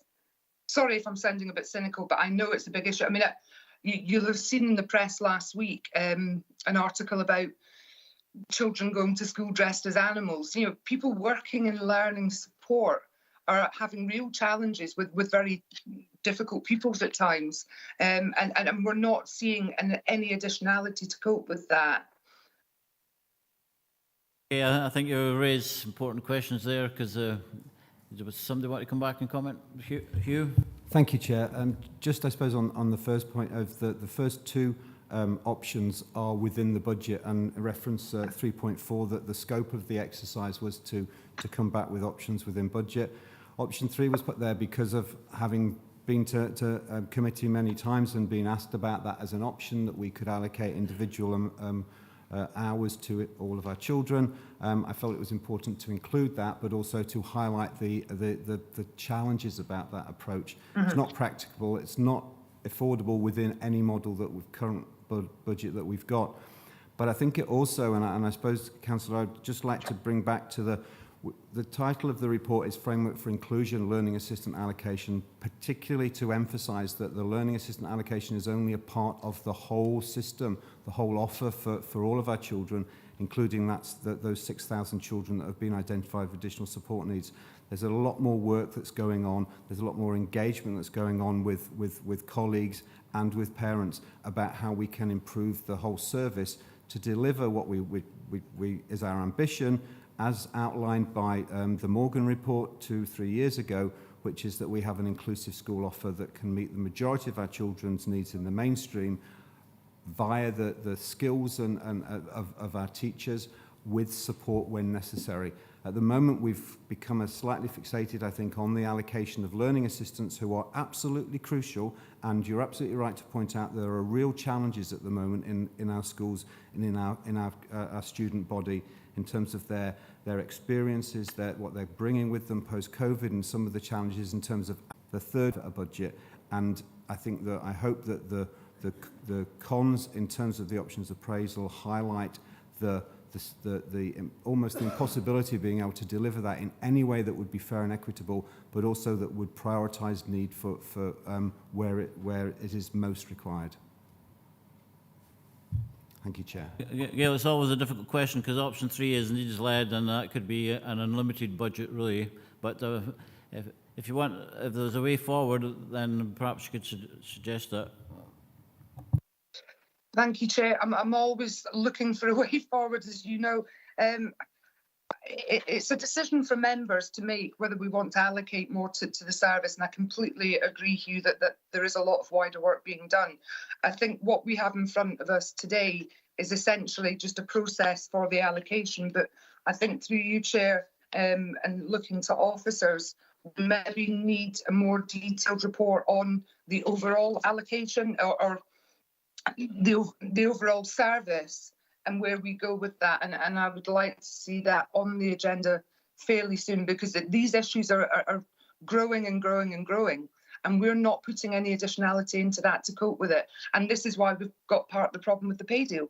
It's not always about money, it's about workload and stress within the classroom space.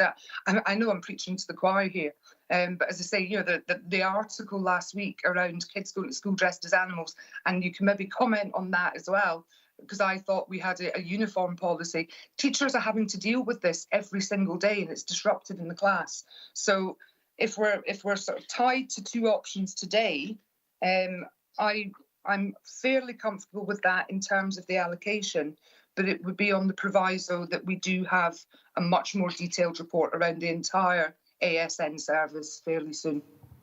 I think that's something we're working on, but you want to come back?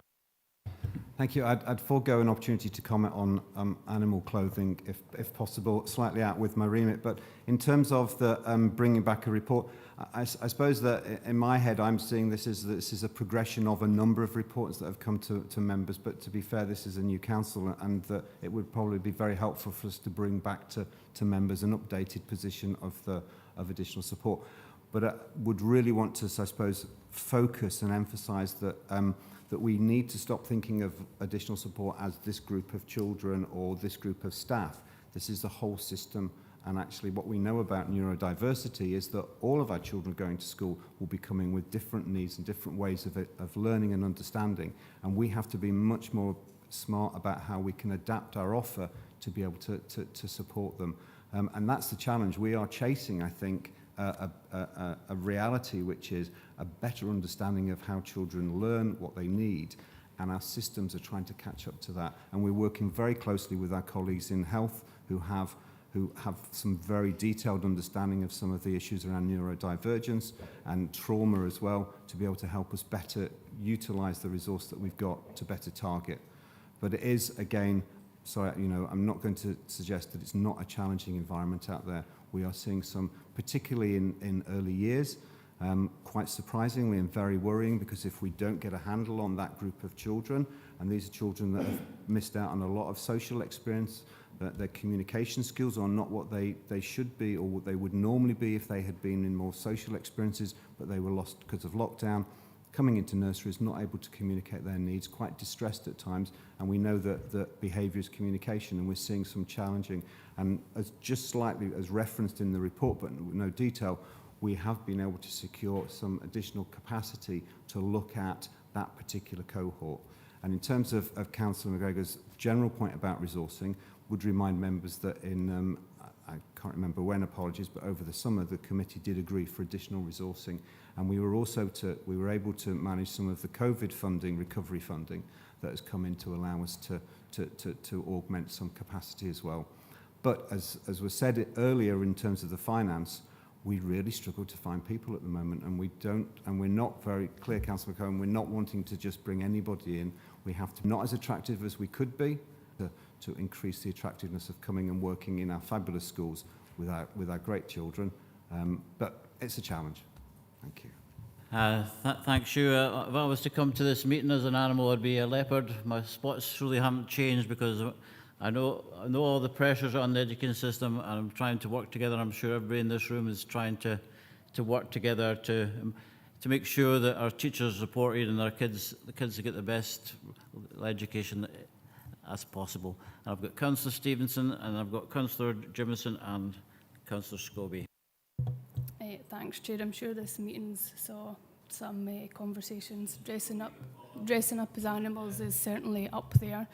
Anyway, this is obviously an incredibly important report, and it was actually the Labour group that asked for the review to take place in June when we agreed the £88,000 increase. So one of my questions is obviously going to be, how much of that have we actually spent? And the other question, how many appeals sorry, have actually been granted? And then just on that, and to slightly agree with Councillor McGregor, there isn't any option that I find we could fully support, but considering the timescale that we have, and knowing that we particularly want to see everything done and dusted, including the appeals process, by the end of the school term in June, then we would support option 1 up until June and would like a review in place for the first committee back so that we can actually look at all the other implications that this has involved. Thank you. Yes, thank you for that, Councillor Stevenson. Happy to commit to that paper in the first committee post the summer break. Thank you. Okay, Councillor Jimson, unless you want to come back, Paula? Yeah, sorry, I'd asked about the extra £88,000, if that had been spent, and how many of the appeals had been granted. That's very important, because that's one of our first actions, is to put a wee bit more in the pot. And it was very gratefully received, and it has helped and assisted. I have to say, it has been fully committed. We have spent, as we always do, well, we've spent within budget and with additional. The challenge has been, we've committed, I should say, the challenge has been that we haven't in all places been able to find staff that can actually fill those vacancies. And that's the bit that we have, our part of the process, which is allocating, and then we have the other part, which is our finance colleagues, and if Colin was here, would say, looking at what's coming in terms of staff costs. And then we're at that point when we're looking to marry up to see what the gaps are. George? Yeah, I would echo what Paula said. This is about the allocation process. We have to remember that the officials have agreed and employed and seconded a person to take ownership of ASL. So we're not just looking at the numbers of ASL, but the quality of ASL. We've already talked a lot about the application process, the training process, the ongoing training process, and a particular desire of mine is contract. So as we get security of employment, and the schools have security that they've got the LAs. And it fits very well with Angela Morgan's report, because she talks a lot about team. And the assisted learning support are part of the teaching team. And that goes into the work in a totality. So I think we need to take all these things into consideration. Option 1 wouldn't be my choice, and neither would option 3. And I think if you really study and analyse option 3, there's a lot of possible unintended consequences that we might not like. So I would say we give the officials the space. We've got a lot of information there, and it's a really good report, and it's very honest on the feedback from stakeholders, and it's quite stark and it's demanding. But I think there's a common theme amongst all of us that we really appreciate the importance of assisted support for learning within the workforce. So I would support option 1 with the proviso that it's for a year, and then we look at the whole situation over the coming year, and then we can work with all the stakeholders and particularly improve the outcomes of education and learning for the young folk. Thanks, George. Obviously, we'd like a revolution, but we're in an evolutionary process, and we're moving forward, and hopefully making progress as we move along. Paul, you went back in? Yeah, sorry, Chair. Just for clarity, are we talking about an educational year that ends in June, or are we talking about a year that ends at the end of March next year? I'm not sure what you mean, because to me, June would be a time to tie it up. Yeah, June this year. Thank you.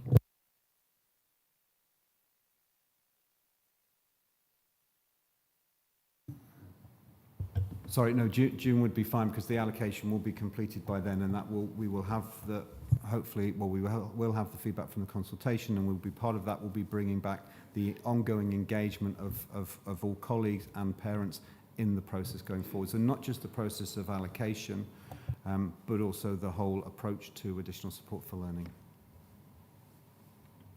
And again, just for complete clarity, so that will be the allocation for this year as well as the process, and also the appeal will be done by the end of the school year. Thank you. That would be the intention. I think we have to get the process finished by the end of and the appeals process finished by the end of June. Right, Councillor Scobie, if you were coming as an animal, what animal would you come as? Would it be a roaring lion or a leopard that doesn't change his spots? I'll let you and the committee decide that, Chair. But I'm pleased to hear you talking about revolution and evolution. I think it's a revolution, and I'm pleased to see the report come before us with all its candidness, particularly in paragraphs 3.141 to 3.14.6. And I think this does highlight the dissatisfaction that stakeholders have in regards to our delivery of additional support needs. I just want to address one point to begin with, Chair, and that's around 3.16 and 3.17. And it's really to pick up on what Hugh was saying there in terms of neurodiversity and have a handle on children very much at an early age or early part, and I would see that even in the 1140 going through school. And I'm looking at the bullet point, meeting needs early and with appropriate level of intervention. And I've had this discussion with the directorate, or Jim at least, in terms of how we do identify and intervene at early stage. And I would like to ask, what progress we're making with our colleagues in the health and social or in the NHS in terms of the assessment for people, children with autism, and for us to monitor that to get the actual figures in terms of it reducing from some 2 and above years waiting on an assessment, so that we can get a handle in early years right through the spectrum. So it's really to ask what progress we're making in that, so that we can be provided as a delivery of service in education, that we are making progress to reduce the assessment period. There's been many points, so that's my first question, but there's been many points made in terms of the three options, and we look at the dissatisfaction, and I don't see it as utopia. I see option 3 as looking at, the assessed needs and delivering on those assessed needs, not being budgetary driven, but to respond to the needs of the child. And that should be our optimum aim, to make sure that we are delivering on all the needs of the child to close that attainment gap, and for others who have got academic achievements or able to make high academic achievements. In terms of meeting those needs, and when we look at the dissatisfaction, then option 2 does offer a group made up of stakeholders, including parents, young people, schools, and so forth. I think that option is there as well, so that we know we are reaching their not aspirations, but the needs of the child in terms of delivering that. Now, it may require us to seek further allocation in terms of closing that attainment gap that we know the Scottish Government are committed to. And in doing so, we got to know what that figure is. But it seems that we're looking at option 1 in terms of this being a process, an allocation process to improve, to take the first year and then move into the second year to look at further reports. And I welcome those further reports on a regular basis. So again, it's really looking at what is best option. If it is option 1, then that's on a very short time scale of just for the next year, and then we start looking at option 2 and then option 3. So my second part was comment more rather than being a lion and expecting anything from the committee. But I would hope that we are moving more to option 3 in terms of doing the assessment of the child and providing for that need. So my first question was around reducing the assessment period, and that we get the proper information so that we can monitor that. Okay, thanks for that. I think we're all committed to meeting the needs of the kids in the schools, and I think that's broadly the case. We're doing great job within the resources we've got. So do you want to comment on Councillor Scobie's point? Thank you for that comment, Chair. Now, there's a lot in that, Councillor Scobie, and I think we'll probably split the responses up between myself and Hugh. Certainly in terms of your comments in relation to neurodiversity, you're right, we have had more than one conversation around this. It's a very changing picture, of course, and in terms of those waiting lists, I believe that the NHS have got a new diagnosis tool, the NDAS. I can direct you to NHS in terms of that, and I'll certainly put your comments to an NHS colleague who works with us within the Children's Services Plan. I think there are 2 points, in a sense, within education regarding this, though, Councillor. And one is that whilst I absolutely acknowledge that having our colleagues in the NHS support us with diagnoses, that really does help us. We in schools meet need as it presents, and we have outstanding staff who are able to understand how to meet needs with or without the diagnosis. So what I would say to you is, absolutely, I will contact my colleague again in the NHS to say perhaps if there needs to be some contact between you and them. But I can reassure you that we will meet need with or without the diagnosis. And I'll pass over to Hugh. Thank you. Thank you, Chair. It was, I suppose, sorry, just to come back to Councillor Scobie's point on 3.14, it was specifically in reference to satisfaction with the allocation process. I think that we've some initial feedback from parents and from some of our staff groups, and there are more of our staff groups that we need to engage with, and we've been working with the EIS around a survey for our classroom teachers. But in terms of the general, I wouldn't want to suggest that the 3.14.1 up to 3.6 is in any way a reflection of how people feel about our overall provision of additional support and the response that children and young people get. This is very much about the experience of a resourcing allocation exercise and the unhappiness about that. Thank you. Thanks. Will, are you happy with that? Yeah, no, just coming back to the point being made by Jim, I don't think it's just me that requires the information. I believe that the whole committee are entitled to that and see what progress we're making. And I would hope that Jim will pursue that, so that it's not just me being put in touch with someone in the NHS. This is germane to all the committee members, or at least I feel it is, and it's what the members feel within themselves that they would like to see that as well. Just to thank Hugh for his clarity in terms of this. It was more around the allocation, and it really is about the allocation, and that's what option 1 is about, the allocation process. So we're still seeing that dissatisfaction unless we move to something in more aligned to option 2 and option 3. Preferably that we move to option 3 in terms of the assessed needs of the child, and that should be our optimum goal.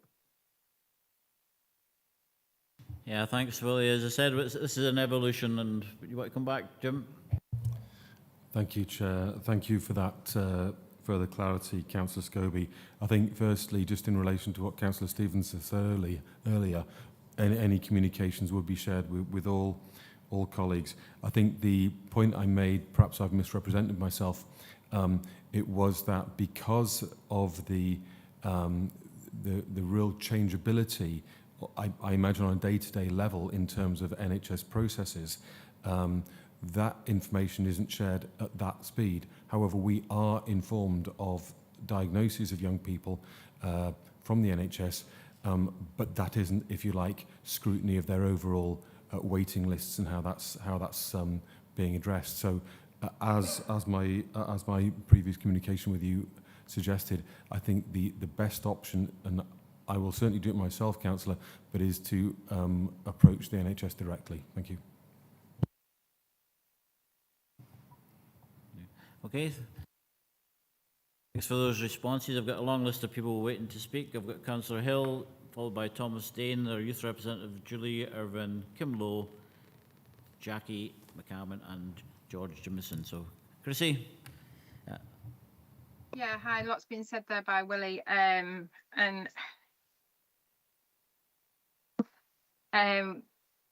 Looking to 3.7 on page 49, the highlighted continuing risks that the directors are facing, and the lack of integrated strategic planning between the health, social work and education. I know that, you're trying to put things in place to mitigate these, but when we go on to 3.10, the early years risks, it says that a programme of work has been agreed, and I know that was mentioned earlier on in the meeting. So can we have a few more details sent out to elected members on what that work is that had been agreed for the early years settings? Another point that was raised earlier, I think by Paula, the 88,000 that was found previously, and noted down that it was allocated, but am I right in saying, well, in hearing you say that it wasn't all used because of the struggles with recruitment? My next point would go on to, we're needing to meet the needs of children with additional support needs, which is option 3. And so when we're looking at the workforce reform, we're needing qualified staff to meet those needs of children with autism, children that are deaf, children that, need health interventions within the schools.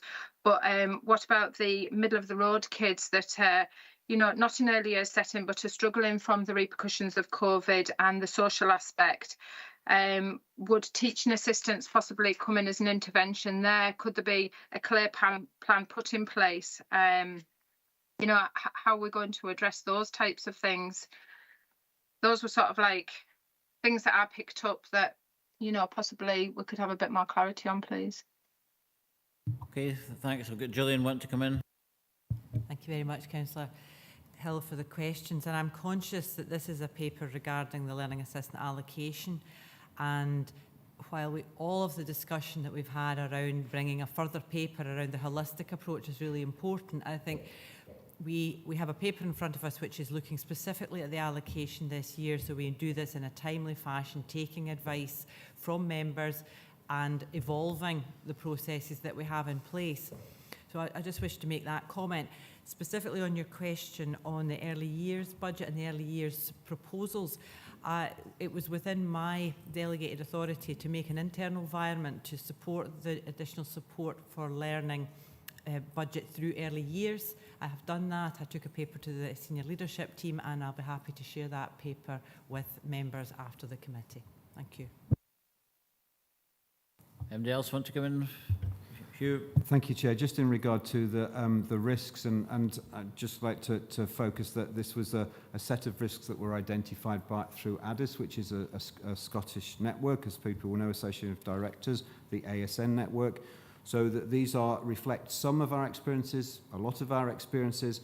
Lack of integrated strategic planning, I think, as lead for integrated strategic planning, I believe will be bringing the next Children's Services Plan to this well, not full council in March, which I think will set out those very issues, highlighting some of these risks in terms of how we have to work together to make sure that we can mitigate against the ongoing impact of COVID, the challenges that we have to restructure or restructure our approach in terms of neurodiversity and building a different approach in terms of working together much more closely with our partners in health, particularly around some of the more complex children that we have within our schools and our learning centre provision.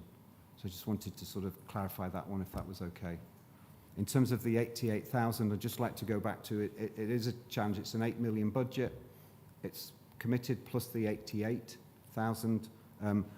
The challenge is that we know that as we're doing the wash up in terms of what we've been able to commit and what staff have been able to be recruited, we may well not balance out that 8 million and 88,000. So I'm not able to give a say that here, but that money has been absolutely crucial in terms of being able to reassure and augment and our schools and our colleagues in schools to know that actually that there is an acknowledgement and a commitment from members to the challenges that are being faced, and actually there is a means to be able to respond when there are pressures on.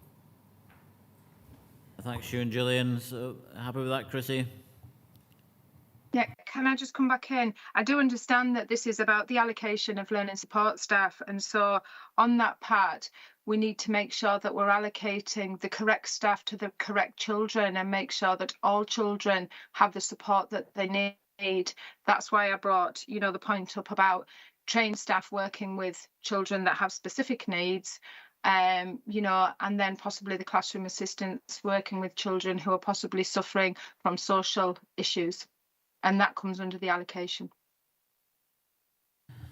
I think we'll take that as noted that that's how we hope to we do operate. Okay, thanks for that, Chrissy. I want to Thomas Dane, or young person. Thank you. I hope you can hear me okay.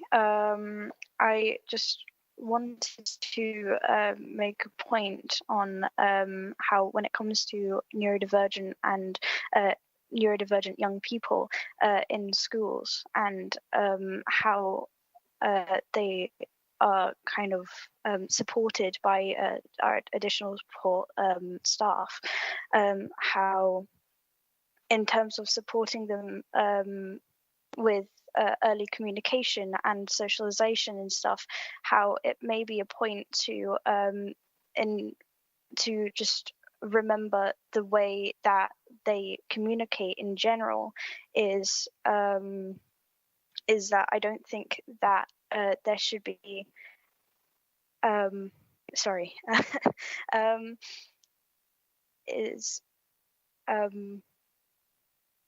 the way that they communicate is very much at the moment, I feel, is very much the guiding them to communicate in the way that neurotypical people tend to communicate, instead of kind of like supporting them to communicate in a way that, oh my gosh, I'm very sorry. I feel like there could be a way of additional support staff and other staff learning more, learning how specifically neurodivergent children communicate themselves, because it is just in a way that if they are forced to socialize and communicate in a way that is seen in more neurotypical people, how that can affect them negatively in further in life, because of the way oh my gosh. Sorry. Can I jump in and help? Is that possible?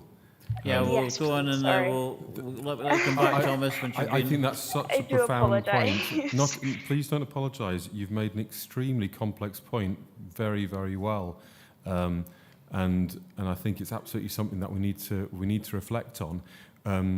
I think the simple point, and again, I'm struggling as well to articulate it clearly, far less well than you did, that we need to have that training within the suite of training we will be offering, to do exactly as you say, to try and help to understand those other ways of communication, so that we don't force people down one, if you like, one route of comms. I think that's an extremely well made point, and I'm very grateful that you made it. Thank you.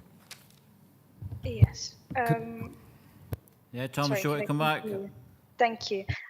Yeah, so I'm autistic myself, and I grew up in a school environment which was very much very neurotypically focused, and and in terms of how I communicated, it was so completely different to the way that other people did. I grew up extremely isolated, and in terms of, even with in terms of autistic children who may be non-verbal or semi-verbal, it's even learning about other ways of support, like having apps on like tablets, iPads or whatever, which have those communication things for specifically non-verbal, semi-verbal children, or even when it comes to non-verbal or semi-verbal children even learning basic signs to get across their needs, which could also help with other young children who may be hard of hearing or deaf, even having more people in their school community being able to understand their basic needs because they are learning themselves. And it's just having other available ways of communication which aren't just very solely focused on the neurotypical way of learning. Okay, I'll bring Hugh in. Can I firstly thank you, and I'd love to have that conversation with you away from this, and maybe get you to speak to some of our colleagues and teams about your experience, which is what we have tried to do. But I suppose for me, what you're saying is absolutely what Framework for Inclusion is about, is that we have to change what we do, not expect that our children change to what we want them to do. It's a real challenge. I'm not going to suggest it's not. It challenges us in a fundamental way about an education system that has really not changed significantly over many, many decades. But absolutely, and your voice is so important, because that helps us, that your lived experience helps make the shift in people's thinking, which helps then shift the practice. But we're absolutely on the same page that you're on, and I hope that if we do get a chance to have a conversation, that you will be able to see, when I talk about Framework for Inclusion, that actually what we're trying to do is achieve exactly what you've asked us to do. I'm not suggesting we're there yet, and it's I was going to say the journey word, don't like to use it. It's a difficult path for us to get there, but we have to, because you're part of that broad group of young people where we haven't got it right for. So thank you. Well, thanks very much, Thomas. I'm sorry for getting your name wrong. You're actually Thomas Paine. He was a very eloquent writer. He wrote The Rights of Man, and you've just spoke very eloquently on behalf of the rights of the child. So thanks very much, Thomas. Thank you. I'll go on to Julie. Thank you, Chair. Just a couple of points that I'd like to touch upon. Some have been previously mentioned, so I'll dash over them. Item page 50, 3.12, again mentions key stakeholders, staff, parents, pupils, and the engagement. And when you look at the groups engaged, I don't see any class teachers. Now, I can't remember if it was Hugh or Jim mentioned EIS survey that's being worked on. That would be useful to have included in there so that people knew it was being worked on. My other issue with this particular paper is on page 51. I've got a bit of concern over the assertion that additional support needs can best be met in the classroom setting by the class teacher for most children with additional needs. Whilst I don't disagree with that statement, it is entirely dependent on the support you have available. And that support as a teacher for training and the specific needs of children. That's resources, including other members of staff, to work with children with specific needs. It's also adaptive technologies, which we've just heard about, apps that can help children. It depends on digital devices being available, the bandwidth, and all the rest of it. So there's a whole lot of underlying things that need to be in place for that statement to be true. And I want everybody to be crystal clear on that. Staff are your best resource. The staff in schools are propping up our schools. We are doing our utmost working with children, working with our support for learning assistants. We don't have classroom assistants in Dumfries and Galloway. This committee agreed to remove them from post several years ago now, because they weren't seen as essential. But what that in essence has meant is that classroom teachers spend their life queuing at photocopiers at about 8:30 of a morning. If you're lucky, it works. We're having to put up our own classroom displays. We're having to deal with a child who's had that toileting accident. We're dealing with first aid. We're dealing with a whole lot of other issues that when you read a teacher's remit and contract, yes, we would never leave a child in need, but you know that, and you've used that against us by removing support. So we're on our knees as a profession now. We've been quite clear about that. We need support staff. We need the audit to be right, but we need real flexibility in that system too. So option 3, whilst it looks as though it would meet the needs of every child, doesn't allow for any flexibility. So we need flexibility because needs aren't lifelong for some of our children. Some of our children need intensive support for a short period of time, and then they move on. They rejoin the class where they should be in their learning. But at this moment in time, we can't give everybody who needs that intensive support the intensive support, because we've got a limited budget. We've got within the school, I'm not getting political here, within schools we've got a limited budget of time. So your support assistants are allocated, they are then divvied up. We're asked to prioritise children. So who do you prioritise? And I suppose that's a bit of the issue for us. Do you prioritise the child who you're trying to get assessed for an additional support need, but is sitting on a waiting list and has been for a few years? Do you prioritise support to the child who's level 4 with a medical need? Or do you prioritise those children who need a short, sharp input to improve their attainment level? It's always at the cost of someone else. And that's what I'm struggling with this paper. We need the support, we need people on the ground, we need the adaptive technologies. Sorry, that turned into a bit of a rant. Well, thanks for that. I didn't detect a question there, but a statement, an impassioned statement on behalf of the teachers' workforce, which we will Sorry, I think my question is really to make sure that staff are going to be consulted, frontline staff, so teachers who teach at, I know it's not really the chalk face because we don't use chalk anymore, but we need classroom teachers involved in the process as much as anybody else within these working groups. That's my question. How are our voices being heard? So the question is, how are teachers involved in the process? So, and it wasn't a mission, but in a mission of a rationale, which was that we're in discussion around the survey, and that survey will be available. We've surveyed our learning assistants, but we've been working with Andrew from the EIS in terms of that survey. We've not concluded that. It will be a Microsoft Forms survey. It will focus around nurture, but also questions around additional support for learning. So it's looking at really both sides of the business in terms of our workforce and trying to capture where they are and their needs and concerns, and also how we can move forwards. But again, it would purely be it would be simply a mission of myself that not to suggest that they were absolutely key. You know, we have recruited our principal teachers of inclusion to work with our teachers to build confidence, to build the skills, to be able to support them and develop training programs and of support on the job, so that they actually do have some of those skills and some of that specific skills that you're talking about. But it is, you know, every decision that we make is a decision in terms of how we prioritise. I hope that the stages, which we had some focus groups last week, and we asked practitioners to come along and talk to us about the use of our stages document, and we're going to make some small adjustments, is for us is the foundation in terms of how we make those decisions about where resource goes, and identifying and understanding children's needs and the processes that need to be in place in terms of assessment.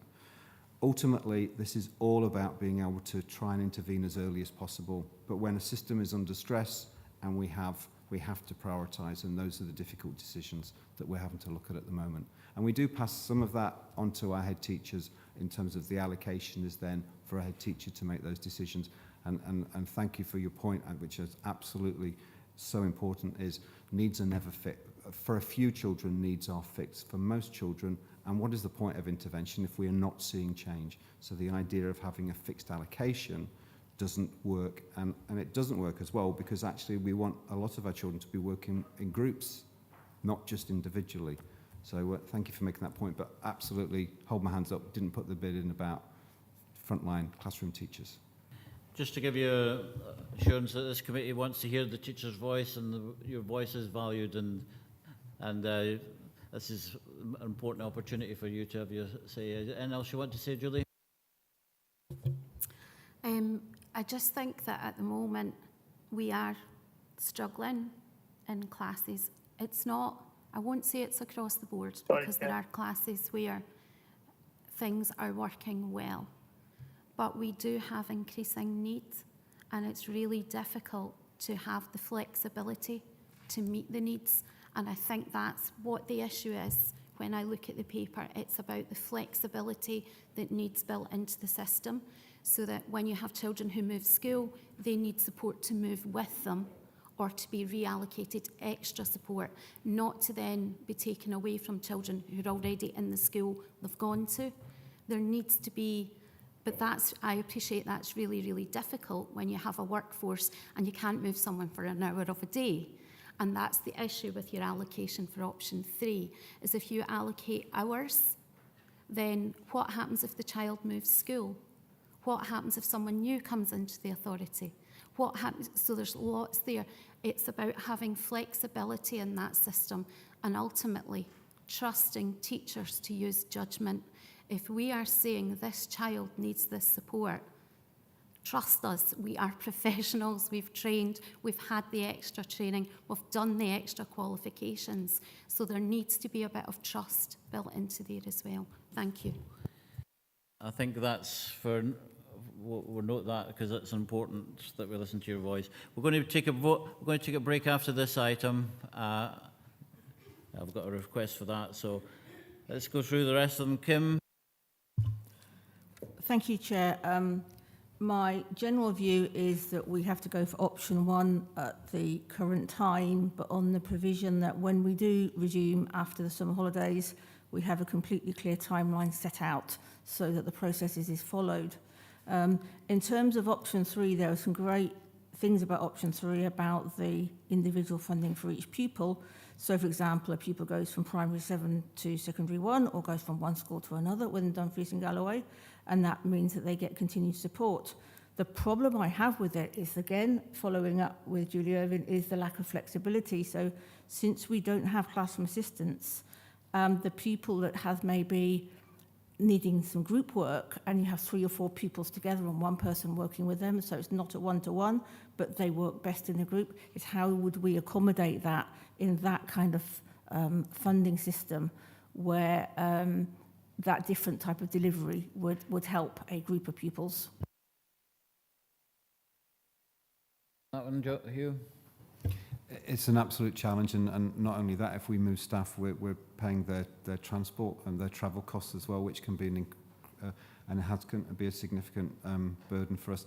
At the moment, I suppose we've looked at all the different models, to be honest, over the last 3 or 4 years, and actually the best is to try and hold a bit of contingency that allows us to be able to address and adapt as we go through the year.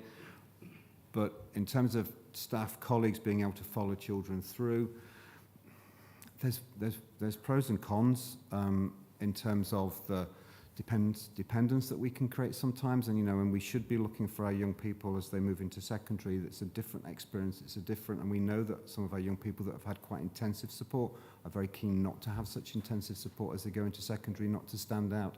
So again, a lot of this does come down to individual planning, but that need for flexibility is because plans don't happen, or needs don't stay fixed for each year. They change in time, they change over a summer. We will be basing our allocation on a moderated exercise of collating needs which will be in February and March, February. That gives us an extra 3 months and a summer for children to have changed and their needs to have changed. If we fix it as they need to have 2 hours, 3 hours, 10 hours, 27.5 hours, at that point, there's a real risk that by the time we get through to the summer, their needs are different. But there's a piece of paper that says they've got this allocation. So for me, it comes back to Julie's point, is that we have to trust the people that know the children the best. We have to give them the allocation. But again, the point is, framework for inclusion is we need to make sure that our buildings and our environments are suitable, that we've got the right technology that allows young people to come into schools and to be able to communicate in the way they want, to learn in the way that they want. These are challenges, because it's fundamental challenges, but it's the whole system that we're talking about of change. And this allocation part is effectively quite a small piece of the jigsaw, a very important piece of the jigsaw for those children, families and schools. But actually for me, having that being ultimately to get to the point where you have a flexible you have a staff group that's a core staff group that sits within a school and is actually used by the school, and then something that looks at very complex needs using our staged approach. That might be where we get, but we're in a consultation process, I suppose, and it's difficult to prejudge that because we want to bring people along with us. I hope that helps, and thank you, Chair. Yeah, can I just come back? To me, it is the allocation of funds and time. It's not the allocation of a particular member of staff. So, for example, a pupil moving from primary 7 to secondary 1 might well be it's a new member of staff to work with in secondary 1. It's actually the time. It's not the particular worker that goes. It's the money that would move. And that, you know, for each year we look at those young people that are transitioning, and we look at their needs that are moving and what the support that needs to be in place, and that would be part of that process. We are looking at children needs. We're not just, you know, that's what drives the allocation. And I think in paragraph 3.3, we looked at the proportion of hours committed for each of our stages. And so the majority is, or the largest proportion is going to stage 3 targeted intervention. And those would be where we are talking about individual children. We're looking at their needs and saying, this is how much the support they would need. And we do know that that can change between primary and secondary because it's a different model that schools operate. Thanks, Hugh. We've got Jackie, McCammon and George, and then we'll go to the recommendations. Jackie. Thanks. Julie pinpointed numerous comments that I was going to make, so I won't go over them. I will, however, revert back to page 51, 3.1. Sorry, Chair, I'm going to interrupt at this point. I do apologise. I need to take an eye break. The concentration for over 2 hours now is very tiring, so I hope you can understand if I can take a 5-minute break here. I'm really sorry. Right. We're going to adjourn for 5 minutes. Is that okay? Thank you, Chair. Right, so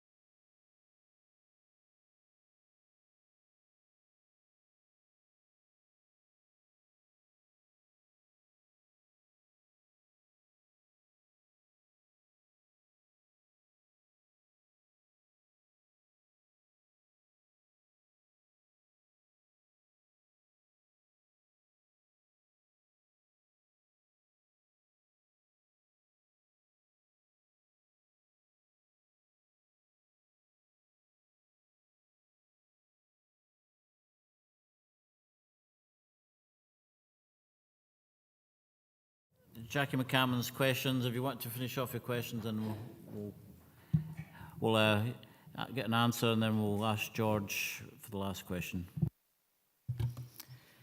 Yeah, so like I was saying, Julie raised a few points that I wanted to raise, but in terms of page 51.3.19, it's the word most there, and again, we've covered a lot of this ground. I want to be specific though. Who determines what the priority is in that word? So is GIRFIC failing here? Because surely that's all. And touching upon GIRFIC, what statutory obligation does the council, what statutory obligation have we got to GIRFIC? I mean, if a child is assessed as needing extra support, for example, are we always proving that? And what happens if the child doesn't get that support? Do we wait until the parent complains? What happens? Because there are kids, I'm working with a family at the minute who has fallen through the gap where the assessment has just came to a close for some reason. So my first point is about GIRFIC. So what statutory obligation do we have to that?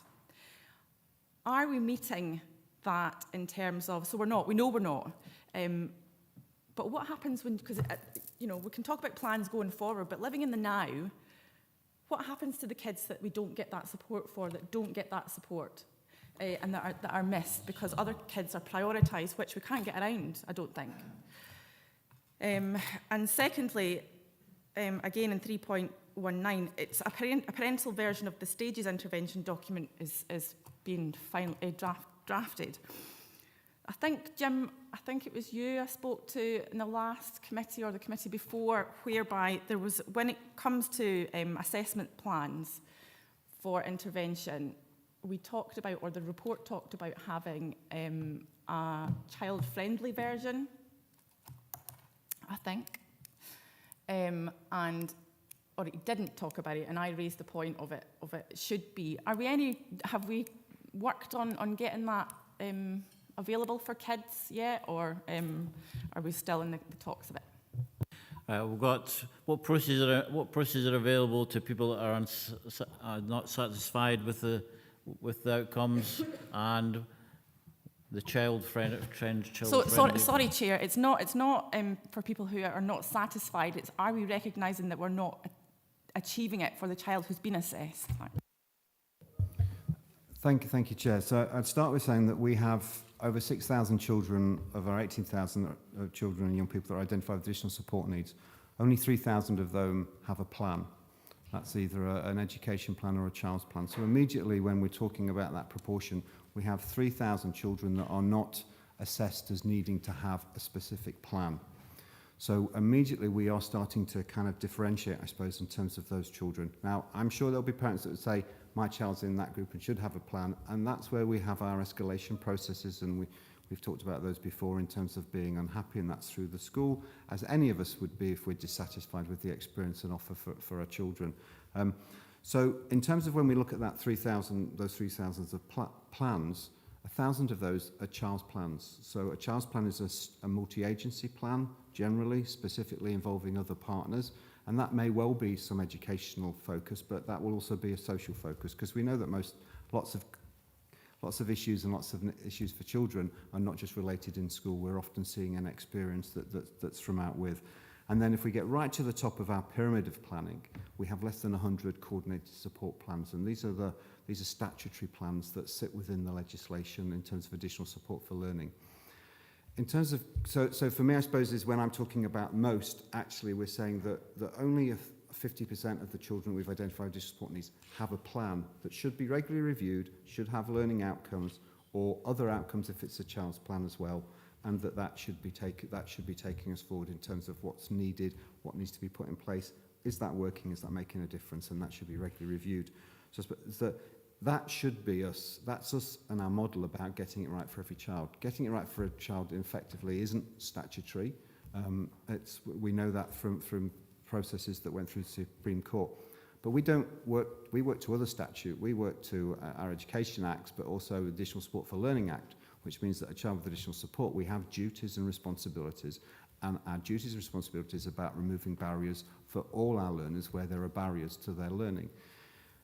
That's the process that we have, and that's our process of escalation, and that's the process that we have tried to define in a simpler way within the stages of intervention so that people can be clear about how you move between those different processes and at what point planning would be available. So again, you know, 18,000 children, 6,000 with additional supports. We know that at times we don't get that right, and I hope that if members have escalated to us, they've been able to see that there's been a response, and that shouldn't have to happen. We should have systems that are fail-proof, but that's not always the case. And the reality is we live in a world where there can be dispute between need. I think Councillor Scobie's point about autism earlier and raising the issue around diagnosis is very interesting. Conversation with colleagues in health today, they are seeing the number of children in early learning and childcare being referred via their GPs and other routes for that potentially with autism for a diagnosis, when historically we'd have probably said we wouldn't be looking, we'd be looking probably towards the end of early learning and childcare rather than the beginning. And actually we're not sure whether we're seeing the impact of lockdown, low socialisation, poor communication skills, just a general experience, and parents that have been very isolated as well. So that we are seeing, so I suppose that what we're seeing is that sometimes there can be a dispute in terms of what the level of need is, what the type of need is, and we have to work through those processes to find that out. But ultimately, I would always go back to the stages of intervention is our effort and our document in terms of being trying to outline the process by which a child can go from child in the class, monitored through the classroom teacher, starting to see some need, start to think about needing to do some work in the classroom with that child. That's not working. How do I involve other people? How do I involve the people outside the school? And we escalate through. And I'm not sure, I probably maybe drifted off the point there, Councillor, but so I'm happy for you to, well, sorry, you'll be happy to come back to me and get me back on the right track. Thanks, Chair. Yeah, thanks, Hugh. I realise it's a difficult question to answer, and there's no one size fits all, but that is in effect what we're trying to achieve with GIRFEC. And my point is, one of the biggest barriers, as we know, and we've discussed to length, is the funding and where the funding is going. I just worry, and again, working with families who are currently in that process and in that sticking point, and again, I won't go into specifics, but it would appear that a child can get to a certain point in the process. It would appear that they're getting on okay, and then it's all lost again. And for me, that is a big, big failing. And I'm not sure. I stand for everything that GIRFEC means, and I fully, I'm ambassador for it. I'm just not convinced we'll ever get there. So. Thanks, Jackie. We are getting it right for every child is our aspiration, and it's backed up by legislation, but it doesn't, as Hugh said, it doesn't hold legal status as an aspiration. But if Councillor Jimison wants to come in, please, and then we'll go to the recommendations. I won't take long. I just think it's been a really good discussion, and just remind everybody that getting it right for every child is actually in the council plan. So it is an aspiration that we're all looking towards, and getting it right for every child doesn't mean say they get the same. They get what's specific to them. I took on board Julie's point. I totally agree. Option 3 doesn't offer the flexibility that often is required, because there is children that don't get diagnosed. This goes back to Willie. Sometimes kids don't get diagnosed because it's very difficult to diagnose them. My son was diagnosed with Asperger's when he was 18 years old. He'd finished school. He had a rubbish time. But he was diagnosed with anxiety, not Asperger's. So it's a very, very complex area, which is why the whole rationale of this, that the officials get the next year to work through these complexities and try and find a better way of doing things, because there's clearly from the feedback there's things we can do better. So we need to look at that very closely. But just get back, all we're discussing here is 1, 2 or 3. So I'll hand it back to the chair to get back to the recommendations. I've got Councillor Dennery, then we'll go to the recommendations.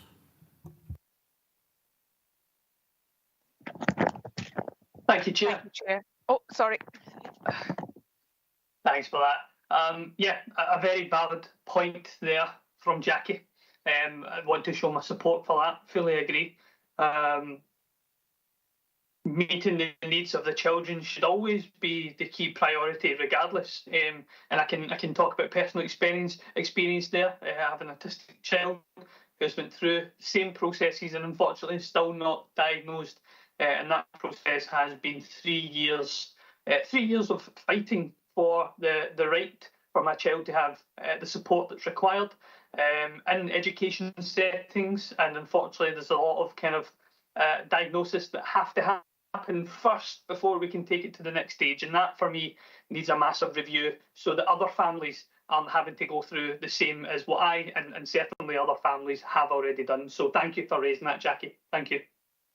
Okay, thanks, John. We'll go to the recommendations, and one, we're going to agree to receive further updates on the learning assistant workforce as detailed at paragraph 3.2. 2, agree to receive a report on the consultation exercise as detailed at 3.15. Consider the outcome of the review of the learning assistant allocation as detailed at paragraph 3.24, 3.25 and 3.26. Consider the options appraisal as detailed at 3.27, 3.28 and 3.29, and agree the recommendation of the learning assistant allocation process for option 1 as detailed at paragraph 3.27. And this is a step on our journey and evolution to improve how we deliver learning support. Are we happy to accept all those recommendations? Agreed. Thank you very much for that. That was a really the school transport appeal procedure. The committee has asked office to progress an appeals procedure for the school transport policy. From the report, members can see the outline of the appeals process and are asked to consider the budget requirements to implement this process. Gillian Bryson, the Director, will assist members on any questions. So that this matter is open to debate.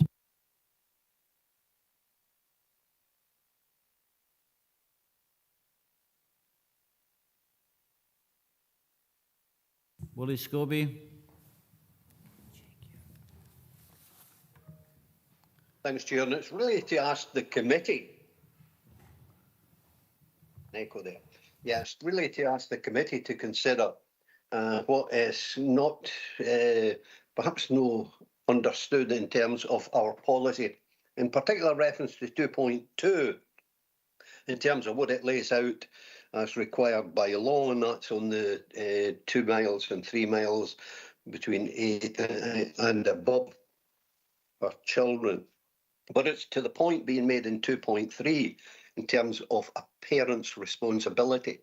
And I'm looking more to the rural and remote areas where we could be asking children to walk anything up to 3 miles above the age of 8 or 2 and more miles for a child below the age of 8. And it's really to ask the committee to look at this or to consider this if it's a reasonable policy, notwithstanding the appeals mechanism. And it's around, this idea that you could be walking 3 miles to a pickup point, which is really not safe in a lot of circumstances in more rural and remote areas where there's no lighting, there's no pavements, it can be dangerous roads, and so forth. And it's to give consideration to whether we think that is a reasonable expectation of parents or children to walk to a pickup point. Whether this means looking at diverting school transport and looking at this more sensitively, where there are children who are compelled to doing this in rural and remote areas. So maybe there's a point here where officials can provide us with those numbers, whether these are in the ones and twos or a large number that could be caught in an appeal system, or whether there's a large number and there's numbers referred to in the report in terms of who have appealed in the past. But I just wonder if the committee are with me in terms of looking at this and reviewing the policy. Right, Gillian. Thank you very much. Thanks, Councillor Scobie. The school transport policy came to Education and Learning Committee at the last meeting on the 1st of December and has been in place for many years with that parental responsibility distance. Back in 2015, officers were asked to cost out a change to the parental responsibility distance, and we did bring that to committee at that time. So at no point do we say that parents or that young people have to walk that distance, but parents are responsible for that distance. So should members wish to review that, I'll leave that in members' hands. However, the school transport policy was agreed on the 1st of December. The point in bringing the paper today is that where parents may struggle to support their children in that travelling distance, if they find it difficult financially to support their children to get to the pick-up point, we wanted some flexibility in order to financially support families who are in that circumstance. There's no place in policy to allow us to flex policy to support families in meeting their parental responsibility and getting their children to the pick-up point, and that is why this paper is with you today. Okay, I think the request from Councillor Scobie is we have the figures available. I think we can get the figures on how many children have to walk or get to the safe point and travel some distance. Maybe Could I come back, Chair? Could I come back, Chair? Yeah, I welcome what Gillian has just said. Yeah, I welcome what Gillian just said, that the paper is to look at, an appeal mechanism, a flexibility, so that the officials can look at that.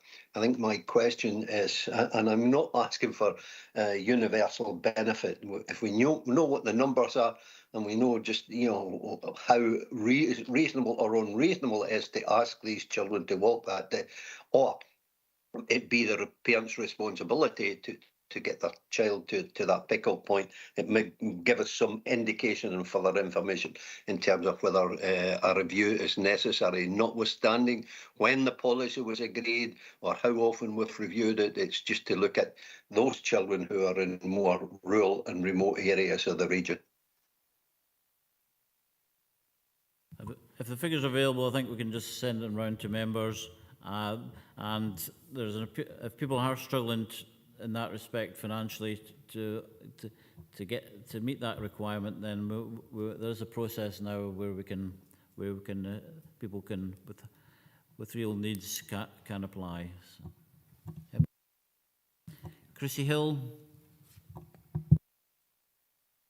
Yeah, echoing Willie's concerns about children living in real rural areas where, it may be just over 2 mile walk to school or 3 mile walk to school, but there's no pavements and there's no street lighting for them to walk, and the parents, can't afford it. But not just the parents that are possibly on benefits and being able to apply, but working parents who are on lower incomes as well need to be able to be looked at this for the grace and favour or for the contingency fund. We need to make sure that our children are being able to get to school safely, and even if a parent is walking, some of them in the rural areas, out in the west, the parents have stated that there isn't a pathway, tractors go flying down the roads, and how are they supposed to get their children to school safely because they live 0.1 of a mile out of these figures. And I do understand the impact financially on the services, but I think we need to look at the geographical area that we live in, and we need to look at those areas a bit more, I think. Well, thanks for your comments, Chrissy. If there's nobody else, we'll go to Councillor McCammon. Yeah, thanks, Chair. I think this is, and I welcome this. It's something that Gillian and I've spoken to you about a few times, as I'm sure other councillors have. I think when we refer to to families living rurally, we've got to also take into consideration that some parents don't drive and there are no safe walking routes, and walking routes is stated in here in page 64. So it's not a case of, well, you live in a rural area, you've chosen to live there, therefore you should have a driving licence. We live in a rural area. There's sometimes no choice but to live in a rural area. So I don't think that, because that's been presented to me before in a roundabout way, there are so many things that needs to be taken into consideration. Like Councillor Hill said, the geographical review should be part of that. Secondly, and it might be my stupidity, which I wouldn't be surprised, but the title of this item is School Transport Appeal Procedure. Now, if I was a parent reading this, I don't see any procedure. So all of these points are points. They are very council speak. They are very, this is what we can and can't do, responsibilities, but there's actually no, how do I appeal? Thank you. We've included that. There's no statutory right of appeal, Councillor, for transport, so we know that. But we have looked at other authorities and the approach that other rural authorities have taken, and we've included that in 10.2. So we have a current look again arrangement. So if a parent feels that they live 2.8 or 3.2 miles across the border of that distance eligibility, then we have a look again arrangement, and we always take the most advantageous distance for the parent through measuring the route 3 different ways. So that's been in place for many years. Yep. But what we don't, and we also have a right of review with regard to risk assessment, and we've made that explicit, picking up the point you make about rural roads.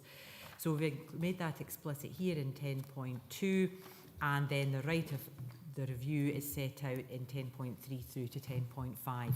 So we hope, yes, you're absolutely right, we have not included a form, or we haven't included any specific detail, but we certainly can we can build that into the process. But I think my purpose today was to bring swiftly back to members, given their advice on the 1st of December, the fact that we have introduced a more flexible use of the hardship policy that we currently have in place, and we will advertise that to the schools and through the Parent Carer Forum to make sure that where parents are struggling to meet the responsibilities of getting their kids to the bus, then we have a route to support them. Thank you. Happy with that reassurance that there will be a form and there will be a clear yeah, process? Absolutely. Like I say, it was just confusing with the title of the item, and I think parents who might be watching this as well will be thinking the same. So yeah, thanks for that. We'll go to the recommendations then, and we're going to agree the principles of the appeal process for school transport as set out in the school transport policy as the appendix, and to agree that the application to the school transport contingency fund eligibility is extended to those families who are successful in the request to review the decision of the Council with regards to entitlement to free school transport as outlined in section 3.9. Are we happy to agree both of those? Yeah. Thanks very much for your attendance today. Can I come in? Any other business we don't have? Can I come in? Richard, can I come in there? I had my hand up. Oh, Chrissy, yeah, come back in. Yeah, can I just ask,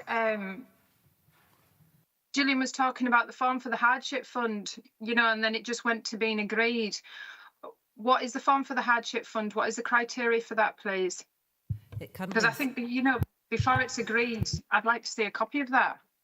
It's currently on the website, Councillor Hill. So the hardship fund has been in place for some years, and the information is live on the website, and the information in the paper refers to the fact there has been no applications to the hardship fund this year, probably because of the Scottish Government availability of free transport for all 16 to 23-year-olds, or for all children under the age of 23, forgive me. So there have been no applications to that fund, and therefore we would like to extend the criteria for that fund to children who are who are looking for additional help. But the process for application and the form are currently on the website, and we can direct members to that as quickly as possible. Okay, we have already agreed the recommendations, so no other urgent business. So thank you very much for your attendance, and thanks for your contribution to the debates today.